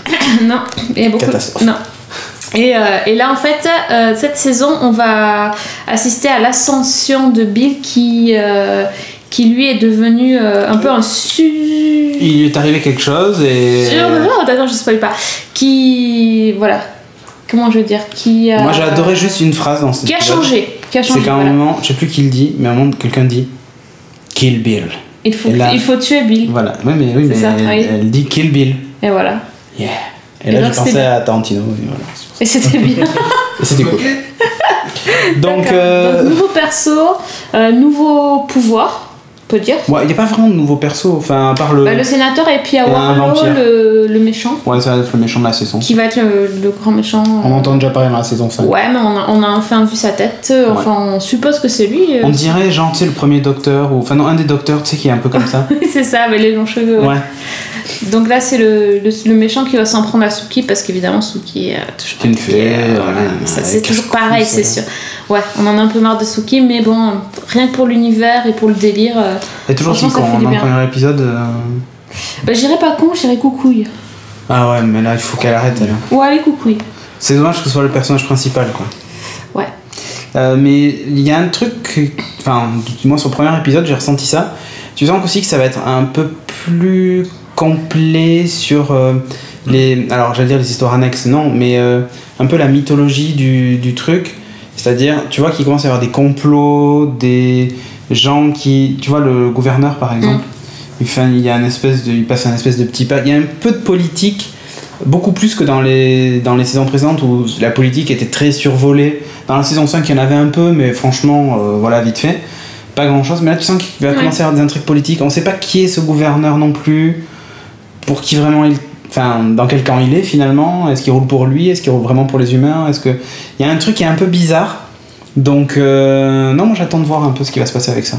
Ouais, je sens bien un twist final à la con. C'est ça, c'est un peu plus magouille, un peu moins surnaturel. Ouais. On a l'impression qu'ils ont voulu clore moins aussi surnaturel. Ils ont voulu un peu clore le chapitre des loups-garous et tout ça. Oh non, je pense pas. On le voit quand même dans l'épisode. C'est un peu fini. Attends, à la fin, il y a un plan à 3. Pardon, faut que je le dise. Elle est bête. T'as retenu ça, j'avais oublié moi. Oh, ouais, évidemment. Dis-moi, il faut que tu regardes. D'accord. Bon, ça, c'est l'argument choc. Ouais, c'est ça. Donc voilà, mais vous avez tout l'été pour regarder. Il y en a jusqu'à la fin du mois d'août. Il y a 10 épisodes sur HBO. Et la saison 5, sinon, elle est dispo en DVD pour ceux qui sont à la bourre. On peut toujours rattraper. À noter aussi que la série est dispo sur OCS en VOD. Série. Ouais. Mais ça s'appelle OCS maintenant. Ox. Et donc, voilà, vous les avez 24 heures après la diffusion US en VO sous-titré. Voilà. Donc pour ceux qui sont abonnés, c'est cool. Comme ça qu'on fait, hein. Bah bien sûr. Bah oui. Qu'est-ce que tu crois. Ok, et ben merci beaucoup. Donc bon, True Blood, on sait, il y a des gens qui aiment et des gens qui n'aiment pas. C'est pas la série de l'année, on est d'accord. Moi, la première saison, j'avais adoré, hein, vraiment. Ouais, mais ouais. Mais après, ça a commencé un peu à diminuer, mais t'es quand même un peu attaché à ces personnages. Bon, pas à Suki, mais aux autres. Et du coup, t'as quand même envie de savoir ce qui leur arrive. Mais oui, puis surtout, dans chaque saison, c'est clair, il y a des intrigues un peu what the fuck, mais il y a quand même des intrigues sympas. Et au final, quand on arrive vers les 3 derniers épisodes, tout se met bien en place. Au début, on a l'impression d'une espèce de patchwork, on sait pas trop où ils vont. Et finalement, après, tout se recoupe et ça donne Tu vois, c'est un peu genre un prétexte. Alors parfois, il y a du what the fuck. Il y a des histoires qui servent à rien aussi. Rappelle-toi, la vieille Black, la fantôme, qui avait pris possession de Lafayette. Ouais. Non, et ça a duré pendant quelques épisodes et ça a arrêté, aucun intérêt quoi. c'est une série qui a tellement de personnages secondaires que parfois ils savent pas trop quoi leur faire. T'es d'accord? Ah ouais, c'était de la merde. Voilà. Mais voilà, c'est ça. Mais bon, bref, en tout cas, j'ai bien envie de voir la suite. Il y a toujours des jeunes filles très sympas dans cette série et ça fait plaisir. Et il n'y a pas que des jeunes filles qui sont sympas. Il y a aussi des filles moins jeunes qui sont sympas. Non. Bon, Pam, c'est pas trop mon style, mais bon, elle est bien gaulée, quoi. Oui, ça pétale. Ouais. Qu'est-ce que tu disais? Non, je. D'accord, ok, très bien. Je pensais pas ça, mais bon, écoute. D'accord, très bien. Bah, tout va bien. Allez, on enchaîne avec la suite.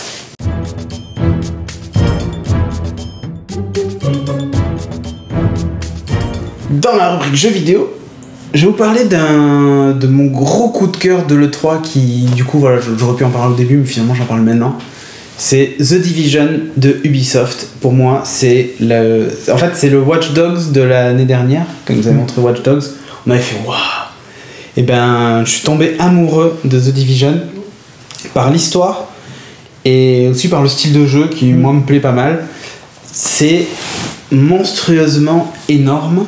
Ça promet, oui. Ça promet grave. Alors, je vais résumer vite fait. En fait, c'est inspiré par un truc qui s'appelait l'opération Dark Winter et Directive 51. C'est des expériences en fait qui ont été menées à l'heure actuelle dans notre vrai monde et qui ont montré à quel point notre système de fonctionnement de l'humanité, de la société en général, était super fragile. Et qu'en fait, château de cartes. C'est un château de cartes, exactement, et qu'on a complexifié tellement les relations entre les nations, le commerce et tout ça, qu'aujourd'hui, en fait, il suffit de retirer une des cartes pour que tout s'effondre et que tout disparaisse. Alors, l'exemple qu'ils prennent, c'est que pendant le Black Friday aux États-Unis, donc ce fameux week-end avant Noël où les gens se ruent en magasin, hein, donc il y a des millions d'Américains qui se ruent en magasin aux États-Unis, ils considèrent que y a un virus qui se propage sur les billets de banque et qui va contaminer les hommes rapidement. Et donc ils expliquent qu'à cause de ça, en fait, c'est juste ce petit virus, genre tu vois, une espèce de grippe bien costaud, et bien en fait, toute notre société, enfin là c'est les États-Unis en particulier, tous les États-Unis s'effondrent en 5 jours. Il faut 5 jours pour que les États-Unis ce soit le blackout total et le chaos qu'on puisse plus rien faire. Donc c'est inspiré de faits réels. Et donc après il y a tout un tas blackout, l'exercice qui arrive à cette conclusion là.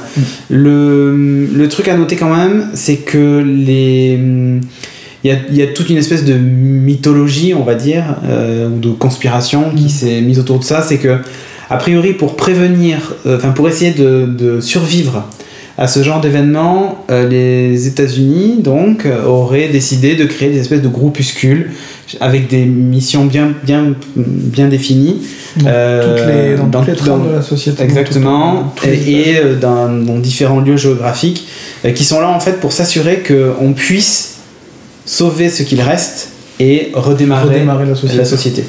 Donc ça peut être n'importe qui, ça peut être des anonymes, ça peut être des policiers, des médecins, peu importe, voilà.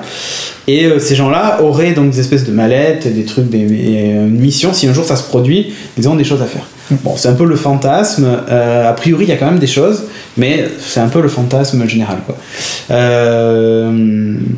Et donc quand on commence le jeu, on est dans la peau d'un mec qui fait partie d'un petit groupe qui essaie éventuellement de sauver ce qui est sauvable, s'il reste des choses sauvables. Donc là maintenant on voit des images in-game, hein, donc c'est fini la séquence vidéo, là on voit des images in-game. Ça va sortir sur les consoles next-gen, donc PS4, Xbox One et a priori peut-être PC. C'est un jeu de shoot à la 3e personne qui se joue en ligne. Ouais, c'est un MMO. C'est un MMO. Pur et dur, c'est-à-dire qu'en face vous pouvez vous retrouver face à d'autres groupes et tout ça, où l'aspect communication entre les joueurs est super mis en avant, forcément il faut se coordonner. Là dans la vidéo qu'on voit derrière, en fait c'est un petit exemple de gameplay où en gros il y a un problème dans un commissariat, il va aller le récupérer. On peut se battre contre des PNJ mais aussi contre des vrais joueurs. Contre d'autres joueurs, ouais. On doit récupérer de la bouffe, des munitions, des armes et tout ça. Et on a un peu toujours l'impression de tout ce qui se passe partout en ville, tout se passe en même temps et tout ça. Graphiquement ça déchire, les menus sont juste top Et il y a un détail dans cette vidéo qui, moi, m'a un peu émoustillé. C'est que pendant l'attaque du commissariat, pendant qu'ils essaient de récupérer le commissariat, à un moment on voit sans arrêt sur l'interface, je sais pas si on va le voir, mais il y a leurs potes, donc Bronson, Megan, machin et tout ça, et on voit qu'il y a un mec qui est toujours AFK, sauf à un moment donné il revient, genre il était aux toilettes ou je sais pas ce qu'il foutait, on l'a vu là peut-être. Ouais, tiens, voilà, Chris, c'est Chris, qui est AFK, et entre crochets il y a un petit mot avec écrit tablette. Et il a pas d'armes, puisque les autres on voit des personnages avec des armes, des machins, des attitudes, et là on voit un espèce de drone, parce qu'en fait avec votre tablette vous pouvez piloter un drone et aider vos potes pendant les missions. Donc là, on le voit à un moment sur la mission du commissariat. Sur l'attaque du commissariat. Il permet de faire du repérage et leur dire tiens, il y a un mec qui s'est planqué là, il y a un mec qui fait ci, un mec qui fait cela. Il peut tirer aussi un peu à des moments. Alors, ouais, dans ce qu'on a vu, pas trop. Dans ce qu'on voit par contre, c'est qu'à un moment, il y a un mec qui se planque derrière un panneau de bois. Derrière le panneau publicitaire. Ouais. Et en gros, lui, il marque, avec son drone, il marque le type. Et donc eux ils voient la cible. L'autre le voit bouger. On voit pas le personnage, mais il voit une cible et il tire sur la cible et ça lui permet de shooter quand même à travers le panneau. Il perce le panneau de bois avec sa mitraillette et du coup il tue le mec. C'est de l'assist quoi, comme on avait dans les MMO voilà. Avant, dans les vrais. Alors c'est la grosse tendance parce qu'à l'E3 il y a pas que ce jeu là, il y en a plusieurs qui ont été montrés comme ça avec des tablettes. Mais ça je trouve ça juste génial quoi. À la limite même t'es chez toi, tu joues et t'as un pote qui vient et tu dis mince je suis en train de jouer, tiens tu vas m'aider, prends ma tablette et fais le pilotage du drone et tout, tu vas nous aider. Ça me fait vachement penser à... C'était dans le Zelda Wind Waker où tu pouvais mettre la Game Boy Advance connectée pour jouer Tingle, pour aider, pour dire où était le trésor et machin. Ça j'avais trouvé ça énorme à l'époque. Ouais. Donc là on voit un peu toutes les attitudes, les armes, ça se passe dans un futur proche, donc il y a des armes un peu modernes. Quand on voit l'interface et l'équipement qu'ils ont et tout, graphiquement mais ça déchire quoi. Le mec qui passe, qui pousse la porte avec sa main, qui machin, tu vois que ça tire à travers les fenêtres, à travers. Au début quand t'as mis la photo, moi je croyais que c'était un film. Ah non, c'est vraiment une capture. La photo que t'as mis sur Facebook, c'est vraiment une capture du jeu. Ça déchire et j'ai hâte de jouer à ce jeu. L'univers, c'est du post-apocalyptique, sauf que là on n'est pas face à des extraterrestres ou une menace quelconque ou des zombies. Là la menace en fait c'est les autres c'est l'humanité, c'est l'humanité donc qui essaie de survivre. Je trouve ça assez génial, il y a une espèce de dimension aussi psychologique un peu et tout ça. Moi j'ai pas mal joué à DayZ, donc ce fameux jeu de zombies où tu passes ton temps à courir parce que t'es menacé par des zombies qui courent d'ailleurs. Tu peux aller semer que dans les montées dans la montagne, mais j'adorais l'ambiance générale, bien que ce soit assez chiant finalement d'avoir toujours les zombies. Là il n'y a pas tout ça, on est plus dans du survival mais pas horror finalement, donc le côté horreur. Mais je trouve ça top quoi, vraiment je trouve ça top. Là on a vu la scène du drone, c'est ça? Ouais mais si on voit Chris Tablette là, on voit le drone en haut, ouais. De toute façon je mettrai les images par dessus. Et le mec va se planquer derrière le panneau de bois en haut là. Avec le numéro du commissariat. Avec le numéro du commissariat, voilà. Et il va leur faire un assist. Et ce qui est sympa aussi là, c'est qu'on les voit donc attaquer le commissariat, donc c'est que contre des PNJ, tout ça. Ils récupèrent des données, tout ça. Et puis au moment où ils se barrent, où ils sortent du commissariat, où ils veulent se faire récupérer. Ouais. Là il y a un groupe de personnages joueurs, donc d'autres joueurs qui arrivent et qui eux sont plutôt des fouteurs de merde et qui les attaquent et hop, il y a une baston qui parce qu'en fait on a le choix, soit on fait l'émission pour essayer de s'en sortir et tout ça, soit apparemment on fout la merde. Ouais. C'est le choix qu'on peut avoir. On essaie de survivre mais en écrasant les autres quoi.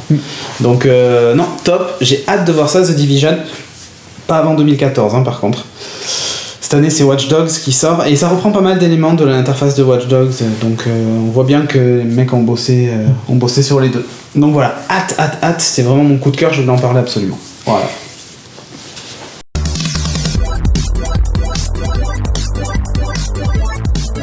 Et pour terminer ce podcast, d'habitude on fait plein de commentaires et tout. Cette fois-ci il y a deux choses. Un, on a le nom de celui qui a gagné la coque Ironman. Et ouais. Donc il s'appelle Fizzle. F-I-2-S-L-E. Tu te reconnaîtras, je t'enverrai un mail. Donc voilà, tu nous avais laissé un petit commentaire le 5 juin à 22h23 exactement. Presque 22h22, t'as vu, tu vois. Et ouais, toujours aussi heureux de vous voir, quel bon podcast, hashtag Ironman, voilà. Je te donne pas ton adresse IP bien que je l'ai. C'est vrai en plus. Ah ouais, je suis bien obligé de trier par IP pour les noms machin. Donc tu as gagné la coque Ironman Fizzle. Et on va parler vite fait de Ulule, puisqu'on est arrivé au bout de la campagne. Et comme je l'ai expliqué un peu plus tôt sur Facebook, si vous avez suivi, en fait on n'a pas réussi à atteindre le 7ème palier. De pas beaucoup, il manquait 1600 €, je crois. Ouais. Et du coup, on va considérer qu'on l'a atteint. Et on va se démerder. On rajoutera de la thune s'il faut rajouter de la thune. Mais on ira à Comic Con l'année prochaine. On ira faire un salon chez vous. Donc on vous indiquera les modalités du concours à la rentrée. Oui, à la rentrée, on va démarrer en septembre, ça. Ouais. Ensuite, concernant Ulule, les prochaines étapes, ça va être le nouveau site Geeking début juillet. Enfin, fin juin, début juillet, puisque No Watch coupe le 30. Oui. Donc, du coup, il faut que notre site soit up d'ici là, pour qu'on puisse poster les émissions. Ça, c'est la première étape. Ensuite, en juillet, on va ouvrir les nouveaux serveurs pour améliorer le téléchargement et tout ça. Ça, c'est... Je vous fais un peu le planning comme ça. Qu'est-ce qu'on a d'autre? Oui, les lives. Du coup, pareil, en juillet, on va acheter le matériel qui va bien pour pouvoir faire les lives avec les caméras principales plutôt que la webcam. Déjà là, vous avez le son de la caméra principale. C'est déjà pas mal. Ça s'améliore. C'est déjà pas mal du tout. C'est déjà du upgrade. On a un drone aussi, mais bon, on le montrera pas. Parce qu'il fait trop de bruit. Il fait trop de bruit. Mais ça n'a rien à voir avec Ulule. C'est le drone du caméraman. T'as cassé le micro. Du coup, il va falloir refaire un Ulule. Voilà, donc ça c'est pour les étapes. Ensuite, il y a les stickers et les affiches qui vont. Alors, vous les aurez certainement en juillet ou août par là. Au boulot. Mais non, mais c'est surtout après le temps d'expédier machin. Oui. Un petit mot quand même. Si vous êtes concerné par l'envoi de stickers et d'affiches, ou les deux, d'ailleurs c'est ou que les stickers ou les stickers et affiches. Hein. Voilà. En fait, pensez bien à compléter sur Ulule votre adresse postale. Parce que sans adresse postale, je ne pourrais pas vous l'expédier. Je vous ferai des rappels de façon régulière. Si vous, donc surtout là, si vous avez donné de l'argent, n'oubliez pas d'aller tout de suite là vous êtes en train de le regarder, vous allez tout de suite rentrer vos coordonnées. Qu'on puisse vous Comme ça, on pourra vous envoyer tout ça dès que ce sera prêt. On va vous tenir au courant évidemment de l'avancée de toutes ces choses là. Il y a pas mal de choses. On va mettre en place donc aussi une newsletter finalement pour les gens qui ont mis, je crois que c'est 50 et plus pour être les bêta-testeurs. Donc vous recevrez en amont des aperçus, des nouveaux habillages et génériques de la rentrée prochaine. Pareil, on vous partagera en amont tous les décors, les trucs qu'on va essayer de construire, là, le Tardis qu'on va se faire pour Comic Con et tout. On a quoi aussi? Oui, ici on a les applications aussi à tester en bêta. On va aussi mettre en place l'espèce de Reddit pour les sujets, que vous puissiez poster les sujets. Alors ça c'est plus, hein, je crois que c'est à partir de 100 € ou 75 €, je sais plus. Mais voilà, ça va arriver petit à petit, vous inquiétez pas. Ouais. On va mettre ça petit à petit tout au long de l'été pour atterrir en septembre tranquille avec tous les trucs installés quoi. Ah, pas fini. Et non, cet été on va avoir du travail donc on va pas trop bronzer. Mais voilà, on s'en fiche tout ça. Ouais. Un commentaire en particulier, quelque chose, Timo? Non, toi je sais pas si t'as un truc qui... Non, pas spécialement. Tout va bien dans ta vie et tout? Ouais, ça va. Alors, raconte-nous pourquoi elle est pas là, Audrey. En fait, il y a un problème elle accouche. Ah ouais? Je sais pas. Elle avait les hanches un peu larges la dernière fois. C'est vrai.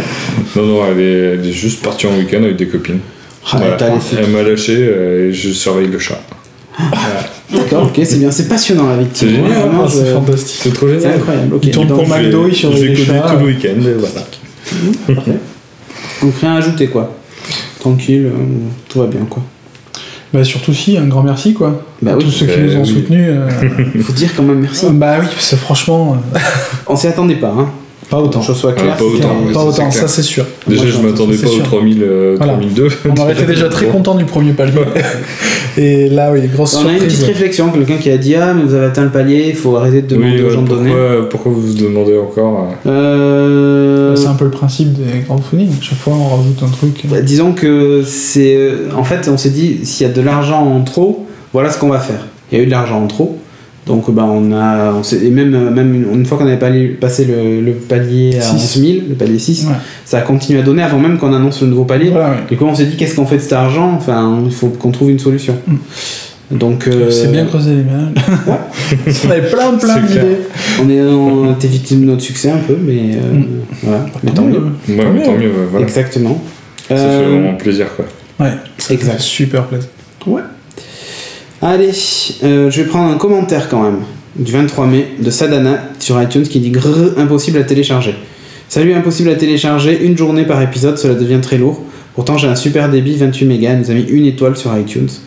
Bah oui, en fait, on a un problème, c'est que vous êtes super nombreux à nous télécharger et que ça tient pas. Et donc, comme on l'a dit, on va mettre ça en place. Sur un moment très... Voilà, au mois de juillet, là, on va commencer à vraiment dégager tout ça. Et vous pouvez même nous télécharger en torrent si vous avez une allergie à iTunes. Donc voilà, c'était le seul commentaire que je voulais lire parce que c'était en relation avec.